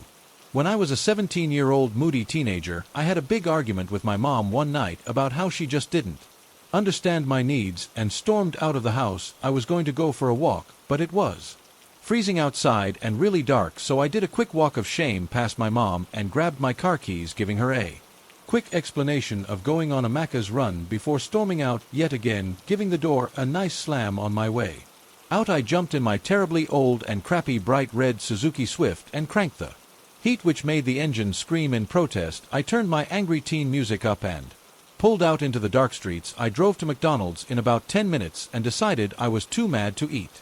And to calm down, I would go on a nice drive just down the road. Another 15 minutes was a stretch of pitch-black windy road that had lots of hairpin corners as it ran down a massive gorge to a small lake with a single-lane bridge going across. If that doesn't sound scary enough, the road was called the Galston Gorge. Fun fact, and you can Google this road. It's in Sydney, Australia. James Gibson's camera was found on this road. He was one of Ivan Milat's victims. The dude Wolf Creek was inspired by in one of Australia's worst serial killers, so it is a pretty creepy background and therefore is completely deserted at night. As I was making my way down the gorge, which is a road I know very well as I learned to drive on it with my mom. She took me a lot at night to learn night driving on a difficult road. I turned a hairpin corner, and as my headlight swung and it lit up the road ahead and I saw a black medium-shaped object in the middle of the road, it made me jump, but I assumed it was just a dead kangaroo. As I continued to hurt, the closer I got to this object, I realized as I was almost on top of it that it was a baby car seat with the front covered in a blanket. I hit my brakes and my car screamed in protest. Even louder, I sat in my seat staring at this baby's seat, clenching my steering wheel. No way I was getting out, but it was probably just a broken and dumped booster seat. I was about to pull off when I heard a noise. I turned my music down, but the sound of my shitty car engine made it hard to locate or recognize the noise. I wound my window down an inch and listened. It was a baby crying. No, crying is an understatement. Its poor thing was screaming. I threw my seatbelts off and unlocked my door, grabbing the handle. Then I froze out of the corner of my eye in the bush. I thought I saw something move. It was just out of reach of the light from my headlights. I took my hand off the door slowly and sat back into my seat thinking. I remember my mom telling me to never stop my car at night, that if I see something that requires help, then to move on and call for professional help, because there's nothing that requires the help of a moody, short little blonde girl who can barely carry her school bag. A baby needs my help, a tiny defenseless baby. What if there was a wild animal I saw on the trees coming to have a meal on this little thing? I thought before I opened my car door as I did my car lit had a screech. Causing whatever it was in the trees to jump, I slammed my door closed, jumping back in, and sped up the road. I got a few hairpins back up the gorge before pulling out my phone. Still no signal. As I'm driving in a literal hole, I raced up to the top and back into busy streets, then called for police. I told them what I saw and they told me to go home immediately, not a stop whatsoever, keep my doors locked, and they would call me tomorrow, but not to worry. The next morning Hornsby police called me thanking me for my report. They said a group of men have been placing baby seats in the middle of empty roads, covering them with a blanket which hides a speaker playing the sound of children in distress to try and lure young women out of their cars. They then drag these women away and take advantage of them and beat them, then driving away in the woman's car, leaving their victim to die in the bushes. They checked out the gorge, but the people had left. They left in such a rush they forgot the blue baby blankets with little gray elephants on it that I described to the police as the one covering the baby seat. They said I was clever to keep going and to never got out of my car late at night, no matter what's trying to stop me. Story 32. This happened 4 years ago after a concert, and yes, full disclosure, I'm a total I lived in a really sketchy town, and the venue was in a moderately safe part of my town, bordering on the less than ideal parts. I'd like to note that this happened around 11 p.m., and so all the public transit was out of service for the night. We also did not drive downtown. I was with my boyfriend at the time, Marvin. Neither of us really wanted to download the Uber app, so he decided he wanted to call a taxi for some ungodly reason. I was tired and didn't question him. I remember him explicitly telling the guy on the phone we wanted to pay with card, so they said it would be about 15 to 20 minutes for them to arrive. We waited about a half hour, and then a taxi with the same logo of the company we called shows up. Marvin asks if the driver is ours, and he says, "Yeah, get in," and we followed suit. We explained to him that we're only able to pay with card because neither of us carry cash. The driver seemed pissed off and told us he'd drive us to an ATM. We explained that we talked to the company over the phone and told them we'd only be paying with card. He told us it was too late because the meter was already running and he wouldn't let us out. I started freaking out, especially when he drove the opposite direction he was supposed to. I kindly let him know he was going the wrong way since he seemed to have no idea where he was going. He kept asking me where I lived and what exit he should get off of, and when I offered to route him, he got angry and ignored me. I tried to get his information, but he didn't have his taxi license on display like he was supposed to. I was too afraid to talk back to this guy because he had such a brash demeanor, so I sent my location to my friends and told them what was going on and took a photo of the driver when he wasn't paying attention. Before you say anything, I know I'm an idiot, especially since I have a lot of experience living in the city and taking taxis. Anyway, we finally arrived to my apartment in one piece, but the meter was almost at $30 at this point, so he demands we go to an ATM, even though I wasn't sure if my campus had one, and my boyfriend decided to go look for some reason, so I was left with this taxi driver. So I was just playing on my phone, trying to ignore my annoying anxiety attack. I asked if he'd rolled down the window, and he says no, the doors were also locked inside, and when he moved up to another parking place, I almost knocked his ass out and ran away thinking he was trying to kidnap me. But of course this only gets worse. He starts by asking me pretty general questions and actually isn't an for once. He asks how long I've been in school, what I study, you know, the usual stuff. Then he asks if my boyfriend and I lived together. I laugh and just answer no, since he didn't even live in the same city as me. He asks me if I want to marry my boyfriend, to which I give him a gentle no. Then he started asking if we were having sex before marriage, and I straight up wanted to kill this guy. He proceeded to ask me if I had any experience and how many boyfriends I've had, and he tells me I'm very pretty, along with other highly suggestive questions. Finally, Marvin comes back with money that varies almost up to $40, and my boyfriend just gives him 2 20s. The driver finally lets me out, but then has the audacity to demand a tip, and of course my ever so classy ex says, "Here's your tip, you greedy bastard," and flips him off and proceeds to cuss him out while I'm literally having a full-blown panic attack. We're both fairly certain that he would have robbed us if we had cash. Also, as a note, we called the taxi place and asked what happened. They said our driver reported that we never showed up. He ended up sitting outside my building for 2 hours while I was literally freaking out. I'm just glad I live in a high-security apartment building. Story 33.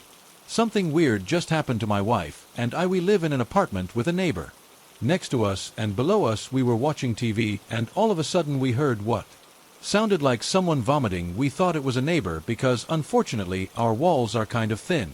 And we've heard them cough or throwing up before. However, this time it went on for almost 10 minutes, so we paused our show and my wife went into the kitchen to see if she could hear better as to what was going on. All of a sudden, she runs back into the living room and says she just saw a black shadow move in front of her, and at that moment the vomiting sound stopped, and we haven't heard it since. We've never had any weird experiences like this happen to us, so this was very odd, and now we're kind of freaked out.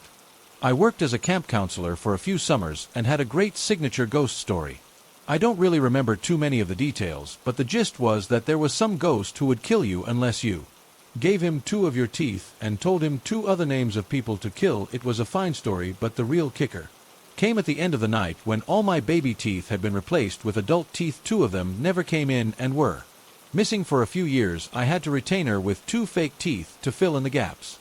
Before sending the kids off to bed, I would pop the retainer out in secret and give them a big old toothy smile. It scared the bejesus out of the little buggers every time. A few years ago, I was hiking the southern portion of the Pacific Crest Trail in Washington State to USA. Story 35. It was late June, so warm enough that water sources were valuable. I made camp toward the end of the day, and a mildly used site. It was a few feet off the trail, but not deep into the woods. A babbling brook was about 50 feet away as I was heating water on my tiny stove. For dinner, an older man walked down the trail. He saw me and hollered to ask if I had any water. I noticed that he was wearing regular clothes, jeans, sneakers, and a casual white button-down shirt, no pack. It was all odd. I was far enough down the trail, maybe 10 miles from any road, that a day hiker would have been extremely rare. At that point, I welcomed him into my camp and gave him water from a jug. He drank it, thanked me, then walked on. I thought it was odd, and it stuck in my mind. The following week, I came off the trail to a nearby town and learned of a massive manhunt for a guy in his 60s wearing jeans, sneakers, and a casual white button-down shirt. He had abandoned his car near the PCT and was on the run from fans for money laundering and other white-collar crimes. I never did learn if they found him.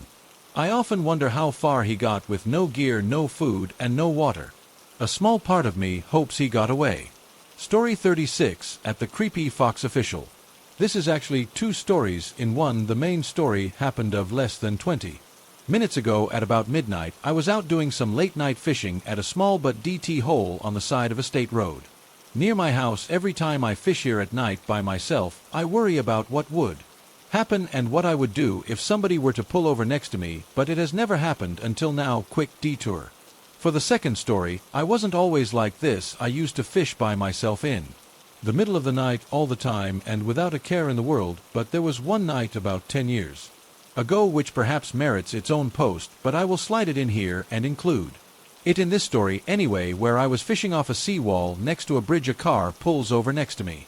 Young men, but older than I was at the time, got out. They walked up to me casually and they asked me if I was catching anything. I told them no, not really. I wasn't at all suspicious of them. I thought they were going to fish and just thought they would ask if I was having any luck or not before pulling out their gear. The bridge was a popular fishing spot. I was sitting on the cement sea wall with my feet dangling over the edge. One of the men suddenly shoves me off the sea wall into the water. They both grabbed my fishing gear and take off in their car. The fall was only about 7 feet or so, complete guess, but it was enough that I could have lifted myself out of the water, and after the cement wall I had to swim around to where the water was more shallow so that I could climb up the wall. My mama dropped me off that night, and I was supposed to call her to come pick me up later that night. My cell phone had got him wet and it wouldn't work. To make matters worse, I was a smoker at the time. I'm now going on 2 years without smoking or any other form of nicotine. And my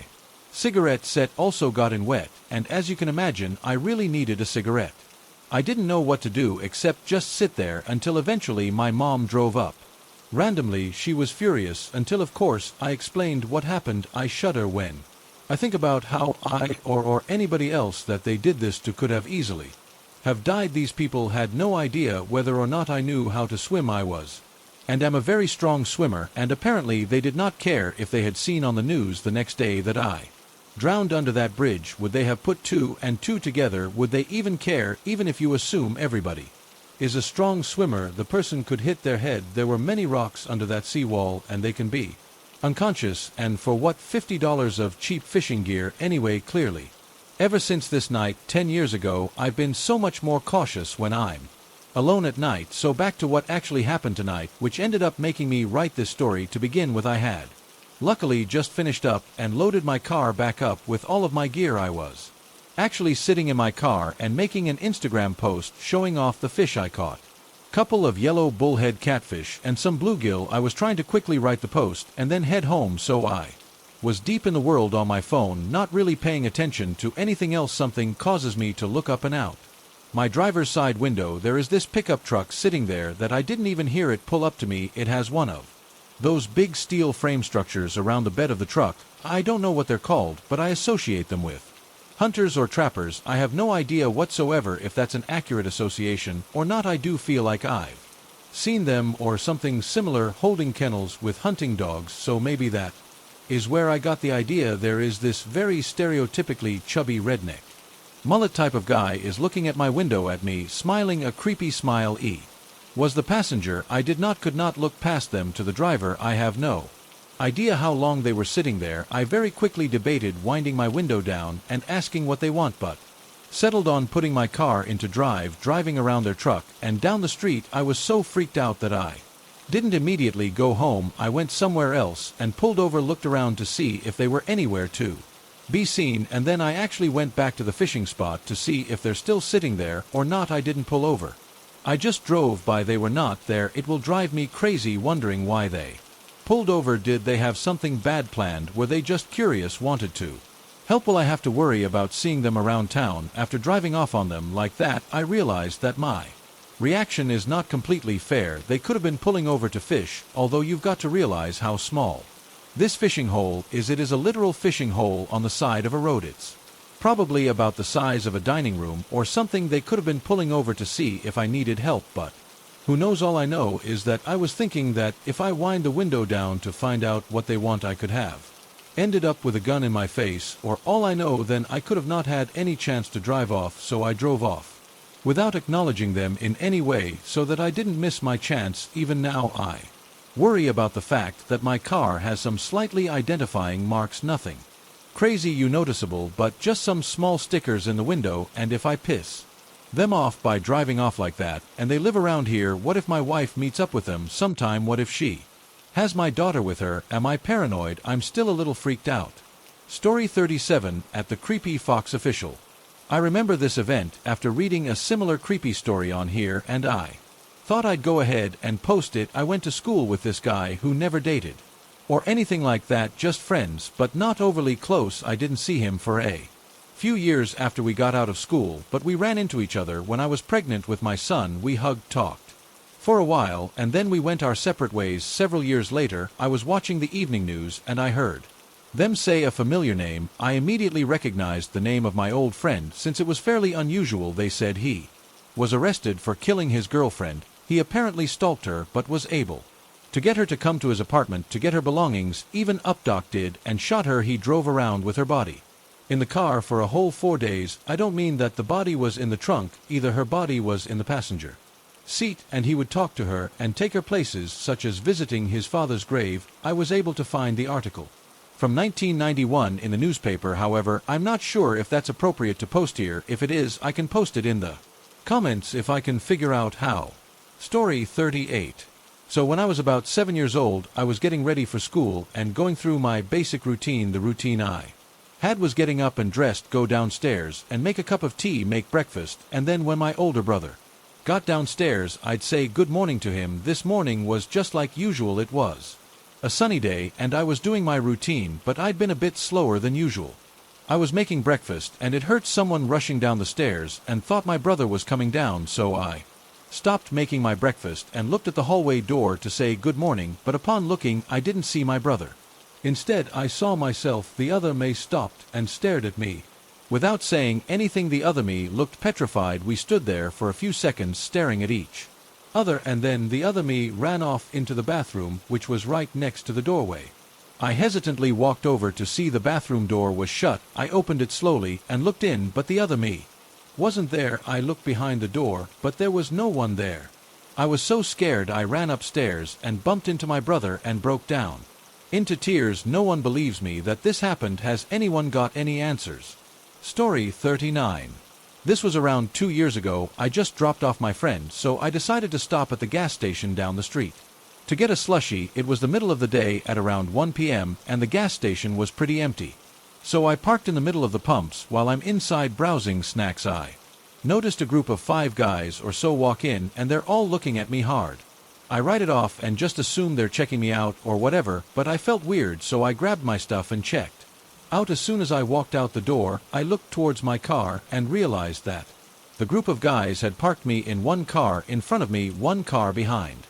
Both parked really close to me to prevent me from pulling out. I saw that there was a guy waiting in the car behind me watching me. I knew I had to get the hell out of there, so I walked to my car, got in, and instantly locked the door. And I turned my wheel and backed up as much as I could towards the pump, then sped out of there. While I was maneuvering my car out, I saw the guy watching me get out his phone, and it looked like he was yelling. I made sure they weren't following and went home. I don't know what they wanted from me, and I didn't want to find out. I ended up hearing a similar story from another girl in my city, but she had banged her car up when she tried to get away. This happened about 5 years ago when I was attending college in a small rural town. I was 21 at the time, and I lived in a duplex with 2 roommates in a neighborhood. We had 2 houses on either side of us. We never really saw our neighbors much or talked to them until it was maybe 3 to 4 a.m. I was just getting home from my boyfriend's house. I pull into the driveway and start walking up to my door when I hear, "Help me, please help me." At first I was so startled that I bolted towards my door, but then I realized someone might actually need help. So I slowly walked back out front. I noticed an older woman laying in my neighbor's yard. She calls out to me again, "Please help me, I think I broke my head." I fell off the porch. I walk over to her and ask if I can call an ambulance. She says, "No, can you please go inside and get Dr. Jones?" Walk inside their house and start calling out for Dr. Jones. While inside, I noticed an open bedroom door with a light on and a mattress on the floor. I assumed it to be the woman's room. I walked further back into the house, calling out for Dr. Jones, and eventually he comes out of a back bedroom. He looks just as startled as I was.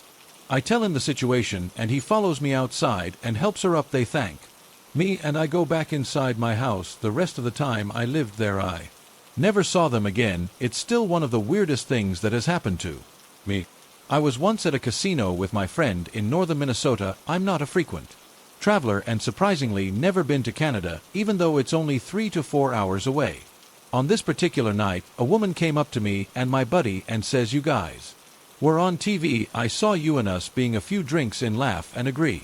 Even though we had no knowledge of being on television. Moments later, we see the woman frantically yelling to a security guard that we were wanted in Canada for murder and that she was certain it was us. The security knew us from frequently visiting this particular casino and laughed it off and came and told us the story. My buddy's girlfriend decided for shits and giggles to look up Canada murders, and sure as _ it was all over the Canadian news. 2 males who looked like the exact mirror images of the 2 of us were wanted for recent murders. We all laughed and thanked God for our crippling gambling addiction, because had the security guard not known us, the situation could have played out much differently.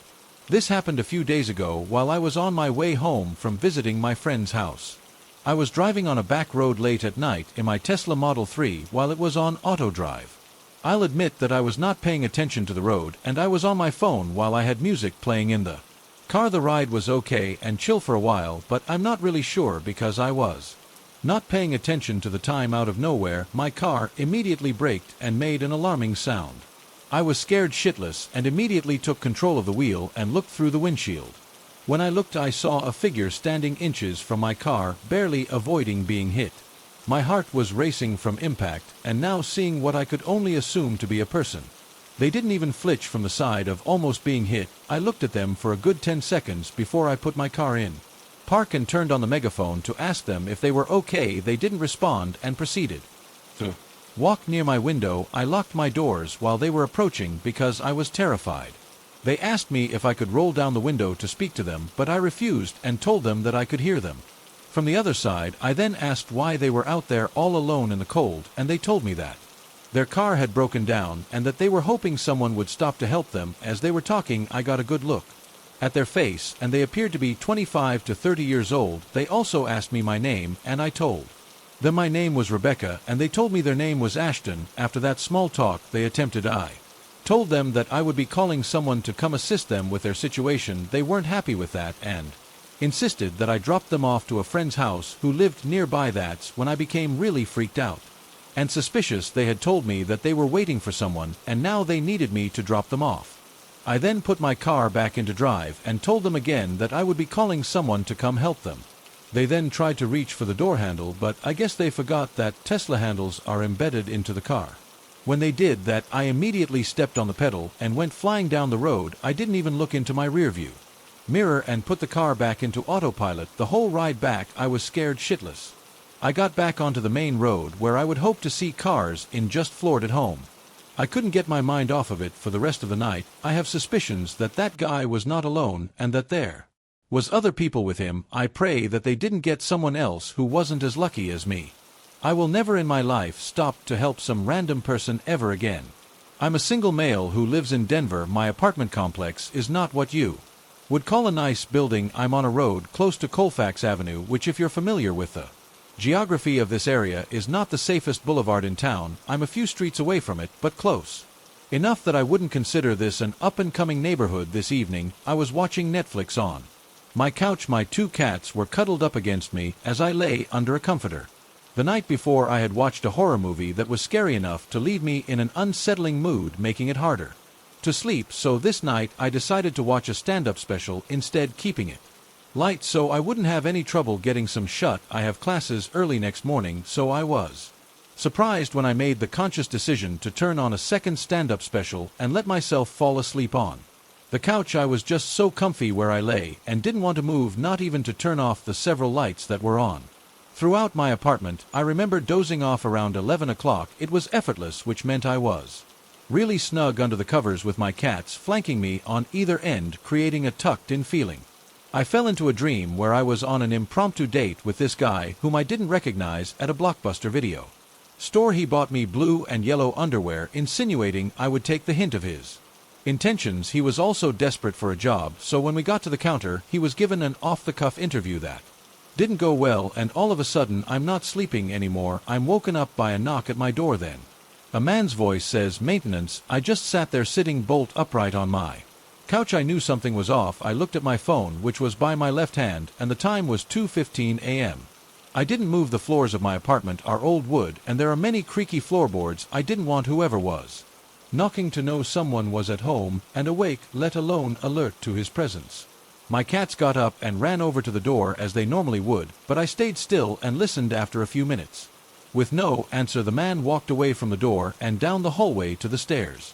A moment after that, I heard the back door to the building swing open and closed. I have one window where I have partial view of that door, so I break my paralysis and race over to it. I saw an old-looking green SUV sitting in the no parking zone just in front of the back door. It must have been running the entire time because I didn't hear it start up, and the brake lights were glowing red. Someone, presumably the maintenance man, got in the car and it drove off. I don't know what his intentions were, but no one knocks on someone's door at 2:15 a.m. claiming to work for the landlord with good deeds in mind. Had it been a true emergency, wouldn't he have knocked again, used his service key to get into the unit? What did I just avoid here? I can only assume it was an attempted robbery at best, or abduction at worst. When I was watching the SUV drive off, I surveyed the other apartment windows. They were all dark. I can see every unit except the two other corner apartments below me from that vantage point, I think, because my apartment sticks out from the building and has many windows. I was targeted because my lights were visibly on and noticeable from the street. However, I don't know how this individual got into the building in the first place, as you would need a key to do so. I have never been so legitimately afraid. As a single person living alone, I'm grateful I installed a security chain on my door when I moved, and I'm also so glad that even in my disoriented state, I had the presence of mind not to move from my couch or make any noise. As I recount this event, I can't stop my eyes from leaking tears, though I wouldn't call it crying, my nerves are definitely shot. I don't think I'll be going back to Dreamland anytime soon. I've turned off all of the lights except for the lamp by my bed. I usually can't sleep with it on, but tonight I don't think I could sleep with it off. When I was 16, my friend had told me one of her boyfriends lied to me. I asked which one, and she said Austin. I said that I would be okay with her giving him my number. She did, and a week later he became my boyfriend. There was nothing out of the ordinary at first. He seemed like a nice guy, and I felt like I could trust him. Fast forward to a week later, I was at his house, and he wanted to make out with me, and I said no because we were in the middle of a video game. He got mad at me and started to have a meltdown. He dragged me upstairs by my hair, and I couldn't fight him. Once upstairs, he began to abuse me. I was scared and didn't know what to do. I kept getting abused for a year and a half because I was too scared to leave. Finally I did, and then I found out some pretty weird stuff about him. I'd heard from a friend of his back from his hometown that he planted a bomb in his school and then tried to light himself on fire. Class, he's been institutionalized more than once. Okay, major red flags, and I wish I would have known a lot sooner. I graduated high school early at the age of 17 and then moved out of town and started going to college. I had Austin blocked from everything: phone, Facebook, Twitter, basically any social media site. I blocked him if he was on it. Not even a month into college, I kept getting these calls and texts from numbers I didn't know, and it was him. I had to constantly block numbers. I was getting tired of it, so I answered one. He was asking me which dorm I lived in because he was on campus and wanted to see me. I threatened to get security and the police if he did not leave. He hung up. I'd gone home that weekend, and then there was a knock on the door. I answer it, and it was him. He was holding a coffee cup and smiling at me. He tried handing me the coffee and told me it was my favorite kind. He was right. It was a regular order at the local coffee shop. I asked him how he knew that, and he confessed that he'd been watching me when I go there. I quickly shut the door and called the police and told him that's what I was doing. He left, but when I went back outside, the coffee cup was next to my car. The thing is, I don't know how he got my address. None of my friends ever gave it to him, and I sure as hell didn't. Fast forward to right before my 18th birthday. I was in the musical at my college, and I'd been advertising it on my Facebook so friends and family knew when it was. After our Saturday show, I'd gotten a text from an unknown number that said, "Thanks for making me laugh. You did really good tonight," from A. I lost it. I showed one of the girls in the show with me, and she got security to walk me back to my dorm. A few weeks later, I found out that he'd bought me birthday presents and wanted me to come get them from his house. I told him no, and he kept bothering me about it. Yet again, he ended up showing up at my house when I was home. It was about 11:30 at night, and I heard a tapping noise at the window. I thought it was the wind making a branch hit the window, so I thought nothing of it. Probably about 10 minutes later, and I heard whispering outside. I opened my blinds, and he was standing there. I froze and shut the blinds. I called the police again, and when I got off the phone, went back to the window and told him the police were coming, and that if I ever saw him again, I would get a restraining order. To this day, that was the last time I saw him. Something strange has been happening recently. At around 3 a.m., I can hear the sound of my letterbox being opened. It sounds like it's popping open. It's quite a loud sound. There's no sound of it closing. It just seems to stay open. Then when I try to get back to sleep or forget about it, I hear it snap shut. On the inside of my apartment, there is a cage around the letterbox to catch any newspapers and magazines from hitting the ground. I go over and check later to see if anything has been posted, and nothing ever has. This has been going on for a little while now. I told one of my friends about it online. They thought it was weird, but I didn't want to pursue it. Even if someone was opening my mail slot, they probably wouldn't be able to look inside of my apartment due to that newspaper cage thing. I forgot the correct name, but I have one of those intercoms in my apartment. When someone rings the bell, a live video feed appears on the monitor so I can see who's out there. I could press that button at any time to see a live feed. Outside, it doesn't happen every night, but sometimes I forget about it. I'm a bit of a chicken, so the idea of looking at that live stream when that letterbox sound happens, it's a bit too scary. But I knew I would have to at some point, and that's where I made my first mistake. I was up late as usual watching videos online, and I heard the sound of the letterbox pop open. "Ah, you're back," I thought as I crept over to the door. I hit the live feed button. The video display was very narrow. You would only be able to see if someone was stood directly in front of it. I don't think I would be able to see if someone was crouching down, so with that in mind, I have expected to see nothing when I flicked on the monitor, but I was wrong. Someone was out there. A finger was stretched up towards the camera. It appeared to be attempting to rub or scratch the lens. What the hell is that? I got goosebumps. It was really eerie to see that at that time of night. For a moment, I doubted if this was actually happening. I looked over towards the door to make sure it was locked, and then I went back to the monitor. The hand and fingers continued to gently caress the lens. I watched the continuous motion. It seemed to be endless. I thought the owner of that hand would get tired. I couldn't look at it. I had to keep looking away and then back to him. The monitor is on a timer, and when it turns off, it makes a loud beeping noise. It's pretty loud during the day, but even louder at night time when it's quiet. If I didn't hold down the monitor button, then it would do an auto shut-off within 1 minute. I was so nervous and creeped out. I made a mistake due to the sweat on my finger. I slipped and lost pressure on the button. I heard a loud beep sound. Then about 3 seconds later, my doorbell starts ringing like crazy. When someone rings the doorbell, the monitor automatically turns on like those Ring doorbells. When the doorbell came on, all I could see with the fingers covering the lens. I was utterly terrified at this point. It wasn't normal. I watched the monitor as I saw a hand continuously press on the doorbell. I don't know how long this went on for, but I couldn't take it anymore. I approached the door. My bathroom is close to the front door, so for some reason I decided to position myself half in and out of the bathroom. From there, I shouted that I was going to call the police, and a response came. Why, it was the voice of a woman. Her voice was high-pitched and quite innocent sounding. That voice terrified me way more than any male voice. To hear a sweet and innocent voice so late at night was really unnerving. I guess that could be due to the influence of horror films. I shouted again, and I told her I was calling the police, and she replied, "Oh really, are you calling them?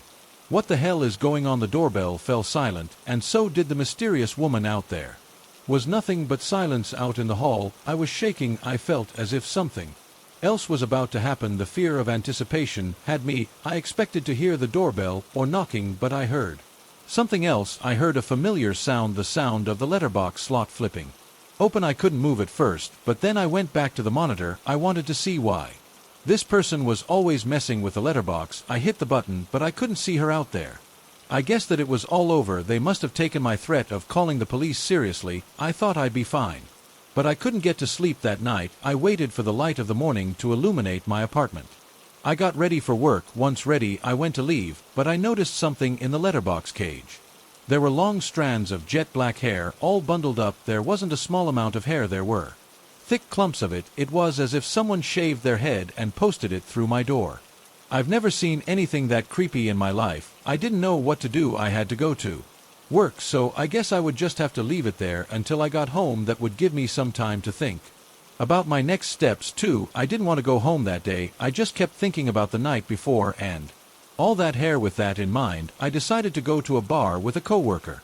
That was a nice distraction, but as the night grew later and darker, I started to get more worried about returning to my apartment. The noise of the letterbox opening didn't happen every night, so I told myself I'd probably be all right if I went home, but the image of all that hair disturbed me too deeply. I asked to stay at my colleague's house. He let me, and I had a sound night of sleep. In the morning, I heard him shriek. Story 40. I went to find him, and he was stood by the door. He had a newspaper open in his hands, and I was already worried about what I was about to see. I had a bad feeling in my stomach. There was hair in the newspaper. Shorter hair, if you know what I mean.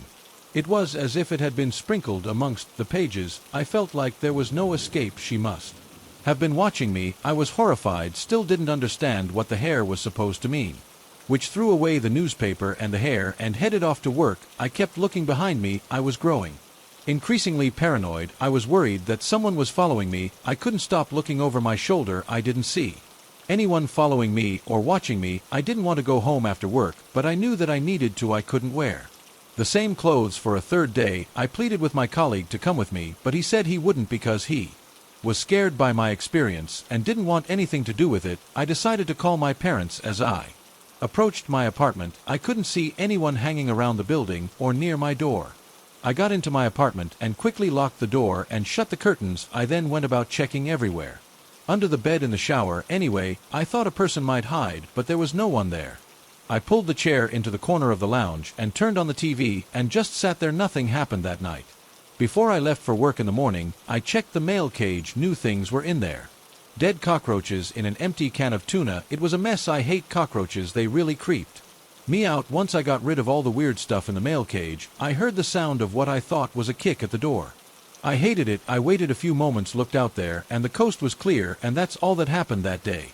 Thankfully enough was enough, though it was time to go to the police. The officer said the following: "If it's a man versus a woman, what have you got to worry about? What's the danger? Just lock the door and come back when something actually happens." I hated that officer. He can off. Later that night, while I was alone at home, I heard a familiar sound. I knew it was the sound of the letterbox opening. I braced myself. I heard some other weird noise accompany it, like something was being pushed through the letterbox. I wondered what the hell was being fed in. I was shaking as I approached the door. A pill, like medicine, was dropped through the mail slot. It started bouncing and scattering on the hardwood floor. I hit the button and activated the monitor. She was there. A woman was there. She slowly rose to face the camera, and she opened her mouth wide. She made this crazy, slow, exaggerated motion. She placed a pill on her tongue, then closed her mouth. While smiling, she rolled the pill around in her mouth, and then she would open her mouth, stick out her tongue, and then again pluck the pill from her tongue. She bent down, and I heard the sound of the pill that had just been in her mouth bounce and skitter along my floor. She then popped back up to the monitor to repeat the process. It was so gross, I shouted at her to stop. I just hoped and prayed that she would leave me alone. After a few more pills posted, it looked like she was slowing, perhaps even stopping. She did, but then she started doing something different. She stood there directly in front of the camera and slowly moved her head from side to side as if to indicate no. She did this about 6 or 7 times, and then she left, and that was it for the night. The next night, the doorbell rang out at about 3 a.m. again. This time she spoke. "Excuse me, could you watch my luggage whilst I'm away? I'll be back, just please keep an eye on it." This time she was wearing a hat. I knew it was her. I could tell by the voice and the way her messy hair was poking out from under the hat. I chose not to answer. "I'll just leave this here then." "Okay, hi everyone, it's Jay here. I just want to say this next part gets more and more disturbing, so if that's something you want to opt out of now, it's your last chance." I wanted to know what she was planning on leaving outside my apartment, so I hit the monitor. Even though the footage was grainy, I could see that there was a cat out there. She held it up to the lens. It was already dead. I won't say much about this incident, but in the morning before I headed to work, I cleaned it up and I buried the poor creature. That was the point where tears actually came to my eyes. I'd literally felt helpless. I felt as if my sanity was slipping too, due to the lack of sleep and incessant visits from that woman. Cockroaches, and now a cat. I dread to think what was going to be next. With that in mind, I went back to the police. I really hate them. They didn't take me seriously at all. I swear they won't do a thing unless someone has been killed. I think they were already laughing before I left the station. When I got home that night, I noticed something. There was a big red circle on the door. Written in the middle of the circle was my name. I don't know what the hell that was supposed to mean, but it creeped me out. I looked around the hall to make sure the coast was clear, and then I headed into my apartment and quickly locked the door. Something was wrong. There was something in the mail cage again, an animal leg. I called the police. They actually came this time. Wow, that's pretty unusual. The officer said I felt like screaming at him, but I had no energy. He assured me that he would increase the number of patrols in the area. The following day was a scheduled day off for me, so I got up early and went to my rental company. I wanted out of that apartment. I told them that I would do anything to get out of there. Then a day or two after meeting with that real estate agent, the woman stopped coming to my apartment. I wondered if the woman had become as tired as I was with all of it. A few more days went by and my confidence was slowly returning. I headed home one night after work, and when I grabbed the door handle, I felt a strange sensation on my palm. It tingled. I looked at the door handle, and there was hair there. It was almost as if it was tied on like a ribbon. I shuddered. I wanted to go in as soon as possible. I put my key in the door, twisted the handle, but the door didn't budge. Stood there confused. I twisted the door handle again, and I still couldn't get in. What the hell was going on now? I wondered. I stood there for a moment, not knowing why it didn't open. Then it dawned on me the door was already unlocked, and I was just locking it. Did I forget to lock the door when I left? Maybe all the lack of sleep and unfortunately excessive alcohol make me a bit too careless. I should have just left it and not gone into my apartment, but for some reason I did. I walked right in. The first thing I noticed was the sound of water, not the continuous sound flowing water, but the sound of like a faucet or a tap dripping. It echoed through my silent apartment. I hit the lights in the hall. No one was there. I walked around with my phone in hand. I noticed that there was a box lunch sat on the kitchen table. It was a bento lunch. I took a closer look at it, and they were dead cockroaches and wats of hair mashed into the food. There was more. I noticed that the fridge was open. I looked in. I was incredibly nervous. There were 3 plastic bottles full of reddish liquid. I called the cops and got out of my apartment. They came right away. I guess that was because of what they saw last time. According to the police, the bottles were filled with blood and water. The blood came from 2 different individuals. They told me to go somewhere safe and to give them some time to search the apartment. After about an hour, an officer called me, and he sounded pretty nervous. They found something in the bedroom. They said that there was a huge amount of thumbtacks hidden under my sheets. They were beneath the fabric of the pillows too. He said there were hundreds of them on the balcony, each one of my clothes pegs had the same weird hair ribbon that I found on my door handle tied onto them. And also they discovered a pair of women's underwear hung up on the washing line. They said that that underwear was soiled. They said it was far too dangerous for me to stay in my apartment that night, and they advised me to stay with a friend or a relative. My parents' house was too far away to get there that night. I don't have a license, and the last train had already left, so I decided, well, maybe begged to stay with that colleague friend of mine who put me up last time. After that I only went back to my place when I needed to get clothes. I wasn't going to spend a minute longer in there than I had to until my lettings agent sorted the move out. I paid for a moving company to pick up my belongings. They told me they had found some strange things in my apartment. There was a phrase written again and again in several places: under the bed, behind a chest of drawers, behind my computer monitor, in other blind spots in the apartment. It was my name and some woman's name, and the phrase "love you to the point of death." It was written on these yellow pieces of paper in red writing. They were everywhere. It was almost like witchcraft or a curse, like she had put them all over my home with the hope that they had influence over me for all these things she was doing to show love. The wording of that made me think of the dead insects and the cat. Was she talking about the finality of life, death, and love in the only way she could? I don't know, but like they say, there is methods sometimes to the madness. I was shocked, but I could see the end in sight. Those movies calling me and telling me that everything was boxed up and the keys had been returned was like a weight off my shoulders. I have moved on now, and I'm living happily and peacefully. Just don't expect me to tell you where. Story 46. I'm about 98 certain I pissed on a dead guy at Seattle's Gasworks Park. On a dark New Year's night at the turn of the millennium, my friend and I were gonna go see the fireworks at the Space Needle, but because terrorists had been caught sneaking tons of bombs across the Canada-American border, the authorities wouldn't let crowds near the Space Needle, so we were across Lake Union to watch from Gasworks Park. When the fireworks were over, it was dark as and I had to pass like a racehorse. We stumbled into some bushes, and I opened my fly and let loose. As I was done, I started to walk away, and my foot hit something soft like a leg, and I freaked the out and ran. My buddy chased after me, asking what's up. I told him I think I accidentally pissed on a sleeping bomb, which made him laugh, and I definitely didn't want to go back to apologize for fear of getting the kicked out of me. The next morning on the news we read that a body had been found at gas works. I don't totally remember, but I think it was a murder of a homeless guy. The newspapers didn't mention whether he was covered in pests or not. Story 47. When I was a kid and lived in my old apartment, my mom befriended the downstairs neighbor and would often invite her over for coffee and tea because she was always so lonely. A few weeks went by without hearing from her, so we both go downstairs and knock on the door. It was like a movie where when you would knock, the door slowly crept open as if it had been this way for a while. We walked inside and found her in the bathtub covered in blood, and this smell was disgusting. Apparently the lady's girlfriend left her and she couldn't handle the pain. My mom's way of comforting me was, don't worry more, she was our friend, so she won't haunt us. Gee, thanks Mom. Story 48.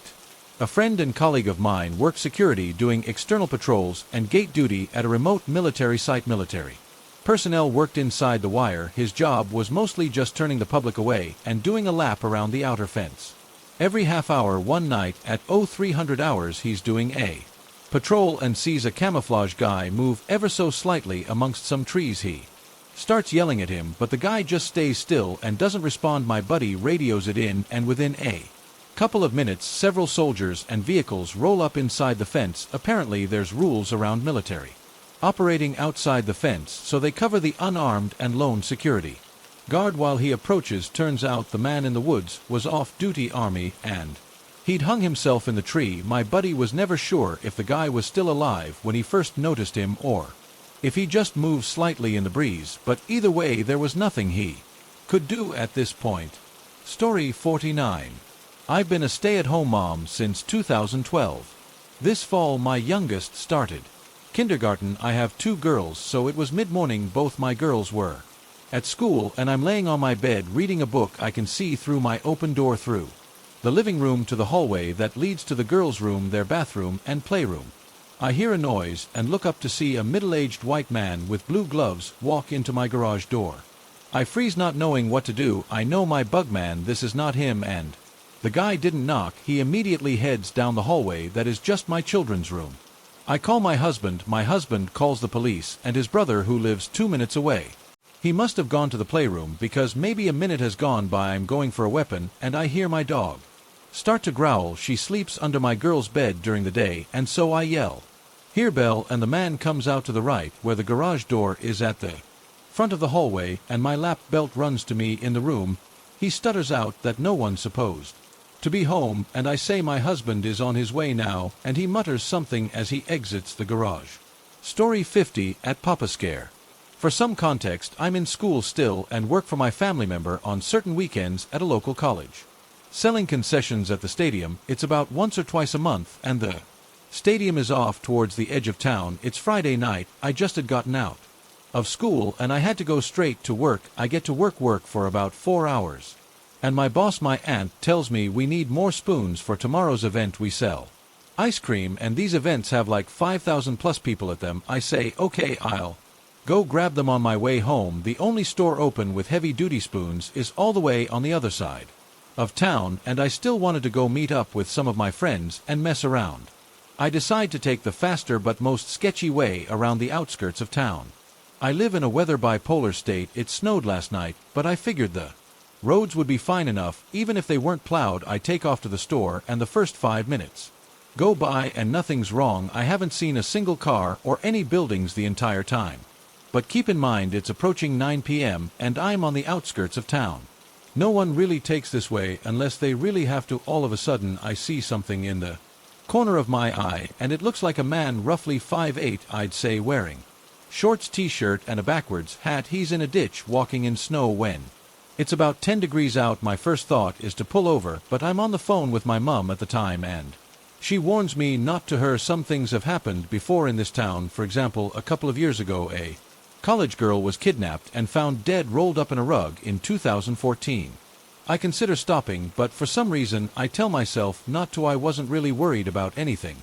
I'm a young dude driving a big pickup truck, last type of person anyone would want to harm, right? I passed the man going about 40 miles per hour. Like I said, roads aren't the best. I drive not even 500 feet past him, and immediately a car that I did not see at all before turns on and pulls out of a field entrance of the road and starts to follow me. At first I thought I was just focused on the man in the ditch and didn't see a road, and that's where they came from, but later I found out that was not a road there. Now again, I'm not super worried. I watched my fair share of crime movies and read plenty of stories on this sub and didn't feel it was a threat. Yet I start to approach the town again and have to take some turns to get where I'm going. I turn left, the car turns left, I turn right, the car turns right. I go around a roundabout and skip my turn and go twice as none whilst was their car follows. At this point I started to worry a little, but maybe they just need to go to the store also. I then pull up to a stop sign. It wasn't on the best side of town either, may I add, and I turn without my turn signal. The car follows. Now at this point I should have went straight to the police station, but I still didn't think much of it. I'm 2 miles from the store where plenty of people will be. I take a few more turns and the car continues to follow me. I completely blew a stop sign at a non-busy intersection. In the car there's a quick stop and go and catches up. At this point I'm 2 turns to the store, so I'm still not worried. I turn into the store and the cart turns Also, the store also has a gas station, so I pull up there first to act like I was getting gas. The car sits off to the side of the road in between gas station and store, and just sits there. I wait about 10 minutes and the car doesn't move. At this point I start to get worried. I'm a young kid alone at night near the bad side of town. I call my friends I'm supposed to meet up with later on and give them the license plate for the worst case scenario, then take off to the store. I cross the street and the car come straight behind me. I'm freaking out, not knowing if I should call the cops or not. I go and park as close as possible to the store, and the car parks 3 rows behind me and a couple down. It's getting late at this point, and the store's closing soon. There's only a couple others in the lot. I turned my truck back on and go par on the complete opposite side of the lot, get out in a completely bolt inside of the store. I'm not super overweight, but I'm not skinny either. I'm about 6'1" and 200. I would want anything to do with me. I get spoons, take my time in the store. I go to call my friends to walk back outside, and my phone is dead. I look out the sliding doors, and suddenly there's a white van next to my driver's side. Looks like no one's in it, but the back windows are covered and it's running.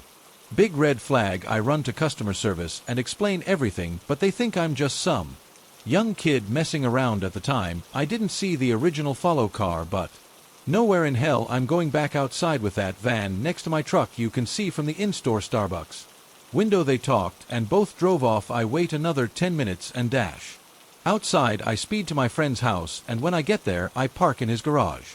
My one buddy asks why there's a big orange mark on my tire. My heart sinks. When I was inside, the follow car must have marked my tire. After inspecting the rest of my truck, we find a small pipe dropped in the bed of my truck surrounded by snow. It was about 2 inches wide and I'd say about 8 inches long, wrapped in duct tape. It was not mine. I was alone, no phone, scared in a part of town I'm not familiar with. I try to laugh it off, but now that everyone's asleep I can't help but think, what would have happened if I walked outside? I've always been sort of ego boosted by the fact I'm a chubby fat dude that no one would want to mess with, but after tonight I realize anyone can be targeted. So creepy men who followed me all night and waited by my truck. Let's not make update. Police came and took the pipe today, as multiple of you said, and I knew already they can't really do anything about it as nothing really happened. They said that they'll look into the license plate, but other than that nothing much can happen. There's no crimes were committed.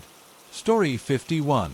My family was chilling on the back porch of our house. The only other house that isn't a mile away is our next door neighbor. There's some wetland in the back that me and my sister play in and try to catch frogs. It was a summer evening and we just finished dinner, and me and my sister, it was maybe like 4 or 5, got off the porch because she heard a frog and she walked towards the tall grass and those pond weeds. She stops walking at some point and runs back over to me. She told me to look over at the grass or something, and I just ignored her for a second because I was on my phone.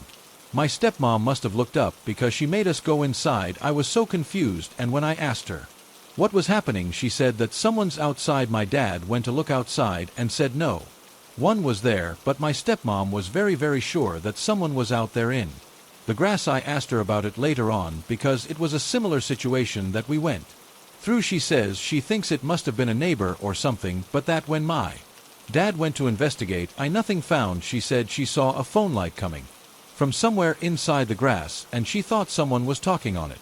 My sister said she saw a flashlight in the grass moving around, but that she can't remember seeing a person out there. Story 52. My story happened a few years ago, back when I was still living with my mother. She'd recently lost her job and was going through some heavy depression, so she would occasionally go visit with my grandparents who lived just next door. One day I'd gotten into the shower and she cracked the door to let me know she was going over for a bit and that she'd be back a bit later. I figured it'd give me a little alone time, some time to play some games and just recharge since her depression had been starting to affect me too. I get out of the shower and head into my room, which means I would have to pass our doorway. Looking in, everything seemed to be in order. Nothing looked strange or out of place. It was a weird habit that I've had that I'll look into a room as I pass by. So as I'm in my room and drying off and dressing, I hear the sound of her sliding closet door move. This door is really heavy and impossible for the wind to move, so I figured my mom might have forgotten something and had come back to grab it, and I just didn't hear her. So I go to look in her room and nothing is moved. These doors make a pretty distinct sound. and I'd heard it so many times I knew what it was immediately. My mom wasn't in her room, and she wasn't anywhere in the apartment. I was kind of freaked out, especially since I had a habit of seeing shadows on the wall moving down the hall towards our bedrooms. This apartment is always kind of spooked me a bit, but I love it all the same. Story 53. I used to work at a Starbucks, and there was a regular there. His name was John. John is old enough to be my father. I'd seen him every day, and we never really even made small talk. I ended up transferring to a store down the street, and I noticed John started coming in. I thought maybe he just frequents stores in the area, no big deal, until he started bringing me gifts out of him. He gave me his old Bluetooth Bose speaker perfume, roses, a giant stuffed animal, and other things. I hadn't seen John come in for a few days, so to my surprise, I'm on break and someone comes and tells me he's asking for me. He hands me this straw hat with painted birds all over and says, "I just got back from Mexico. I saw this hat, and it reminded me so much of you, and I knew you had to have it to top the cake. I graduated college. While I was working there, John comes in, probably a week later, with a bunch of pizzas and congratulates me for my victory. I never told him or really made a big deal about it at work. This is a customer who I went from seeing every day for 2 years with minimal contact to absolute off the deep end, out of thin air." Story 54. At Silver Underworld. This happened about 4 years ago. I had just graduated from high school and was a month and a half into summer break. Needing money for college, I began working full-time for the school district I just graduated from. Due to musical festivals I wanted to attend, as well as monetary concerns, I did not go with my family through North Carolina, which was fine by me. What HR doesn't want to be at a house by themselves for the week? Furthermore, my parents' houses out in the country, so I had little to no fear about the neighbors complaining about parties or being bothered in any way whatsoever.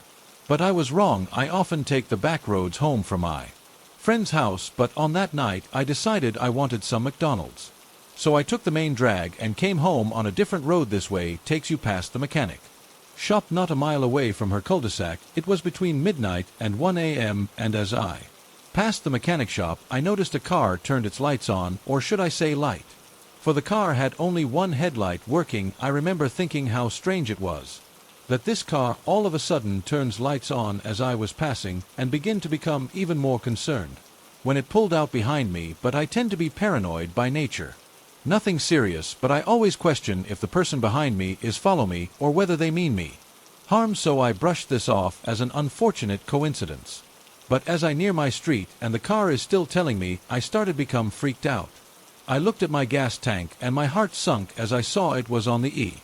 Either I pull on my street and go home, or risk driving around some and see if this dude follows. Gets that option held the risk of my car run out of gas and leaving me straight on the road. And I figure I'd rather take my chances on my own soil than on some dark, lonely country back road. So I turn into my street, only to have my heart sink when the one headlamp car makes the right turn behind me. At this point I know I'm screwed with nothing left to do. I can't pull in my driveway. It's a hill about 100 yards long. Only to my utter horror, they began to follow me up. Looking back, I should have called the cops, but there's no love lost between law enforcement and myself at the time.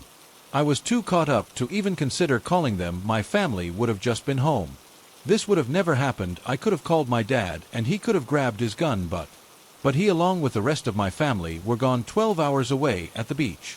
So when they begin to drop up my freeway after me, stopped and put my car in reverse. They responding my reversing as well, yet they stop at the bottom very efficiently, blocking my driveway.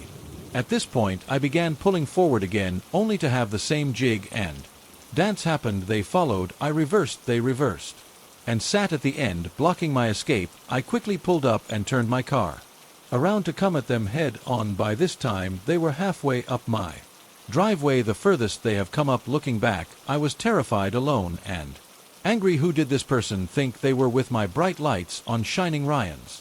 Their face. I opened my car door and got out. I pulled out my pocket knife and grasped it onto my left hand while I grabbed my hammer on my right. I used to keep one in between my seat and door. In some weird, desperate mindset, I made a split decision to grab my hammer from the head with the handle sticking out. My hope was that it would be mistaken as a gun. I began yelling in points of my hammer/gun at the car, screaming at them to get the underscore out. And what do you want, you All the while I held my hammer as a gun, and pray they will fall for it, whether they did or not I cannot say.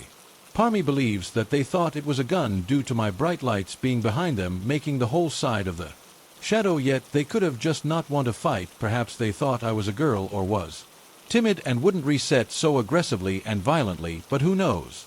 It worked. They slowly back out on my driveway and crept around the cul-de-sac. As they were leaving my street, I ran after them, hiding behind my neighbors' houses. And at every driveway, the car was slowed down to a near stop as if scoping out the houses. Thankfully, they didn't pull into any driveways. They turned off my street altogether.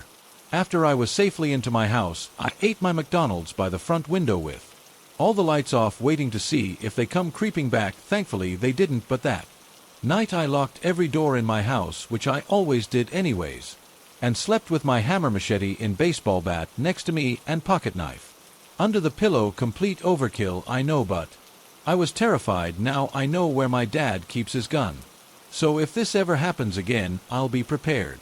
Story 55. I'm a 23-year-old female staying in Paris at a hostel with 4 beds to a room. This man introduces himself. He tells me to take these vitamins he had. I kept saying no, and he keeps pushing, and he asks why I'm afraid to take them.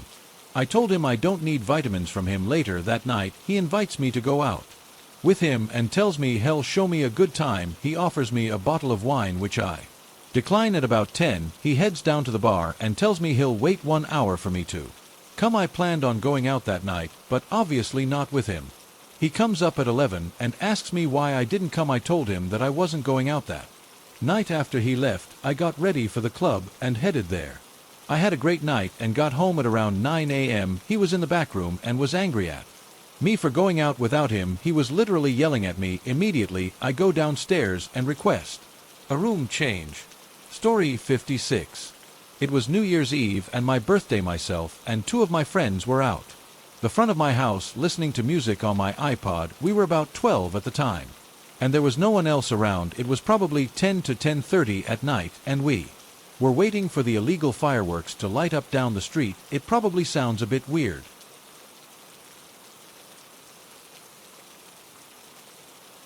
12-year-old kids by themselves at 12:30 p.m. listening to Katy Perry in the middle of the street, but it wasn't too unusual. You see, my neighborhood is very close. We know all of our neighbors really well, so our parents and ourselves weren't at all concerned. We were listening to Hot and Cold by Katy Perry. Yes, it was that time of the decade. We were jamming along to it when we began to hear a whistle. Now, first off, it sounded like it was part of the song, so initially everyone ignored it, but that wasn't until it started to distort and go out of rhythm to the music playing. It didn't seem to be in tune with the song, and it was eerily out of pitch. I don't know why. Maybe to hear it better, but my friend decided to pause the music. Maybe it was just in a song, or maybe the phone was glitching. As soon as the music stopped, the whistling continued, patchy and slow. We were a little spooked. It was dark outside. Other than a few streetlights on the road, we couldn't really see much or make much out of the darkness other than the strange whistling. We were able to pinpoint the direction it was coming from soon enough. We turned towards it and froze. About 10 meters from where we stood, just on the edge of the street lamp's light, was a man. He looked quite disheveled, most likely homeless, and he was just standing there looking at us, whistling that god-forsaken pitchy whistle. We were all frozen for a while, as I guess we were caught off guard, until my fight or flight kicked in. I yelled at my friends to get inside, and they began to scream and run up the driveway. I pushed and shoved them forward, terrified, because I don't know whether they could hear what I was hearing, but the whistling had finally stopped. But there was something else drowning out the silence. Heavy set at footsteps. He was chasing after us. I screamed bloody murder at them, opening the front door and shoving them inside. Not caring if I hurt them, I turned and slammed a deadbolt. Just as he reached the screen door, I watched as this figure came into view. It was dirty, wearing soil for long-sleeved clothes, had an unkempt beard, and wore a torn beanie. As I closed the door, he stopped just ahead of the screen, looked me dead in the eye, and murmured something that still makes my skin crawl. Damn it! One of my friends consulted the other, who was now in tears, as I watched this man. Through the people, he lingered for a second more, then disappeared into the blackness. I remember my friends grabbing me, asking if I was okay, and then pointing down to My hands, I was shaking like a leaf. We never told our parents this was over. 10 years ago, and it still creeps me out to think of what would have happened if we hadn't noticed the out-of-place whistling. Story 57. This happened a while ago. It was a weekend, so I was alone in my house. I was playing video games when I got a notification from my doorbell camera. There was a man outside. His beard was ruffled, and to be honest, he looked like someone who was homeless. I asked him what he was doing there. He responded with, "Doesn't Nancy live here?" I told him no, and that he should leave. He didn't take kindly to that, and kept insisting that he needed to meet Nancy. I told him again that there was no Nancy and that he had the wrong house. I was freaked out because none of my neighbors are named Nancy. My name isn't Nancy. No one I know was named Nancy. I watched him as he stood there looking at the camera. He was mumbling something about Nancy over and over. He then sat down on my porch steps for some time waiting. I told him to leave or I take action. He just sat there. After about 10 minutes he walked away.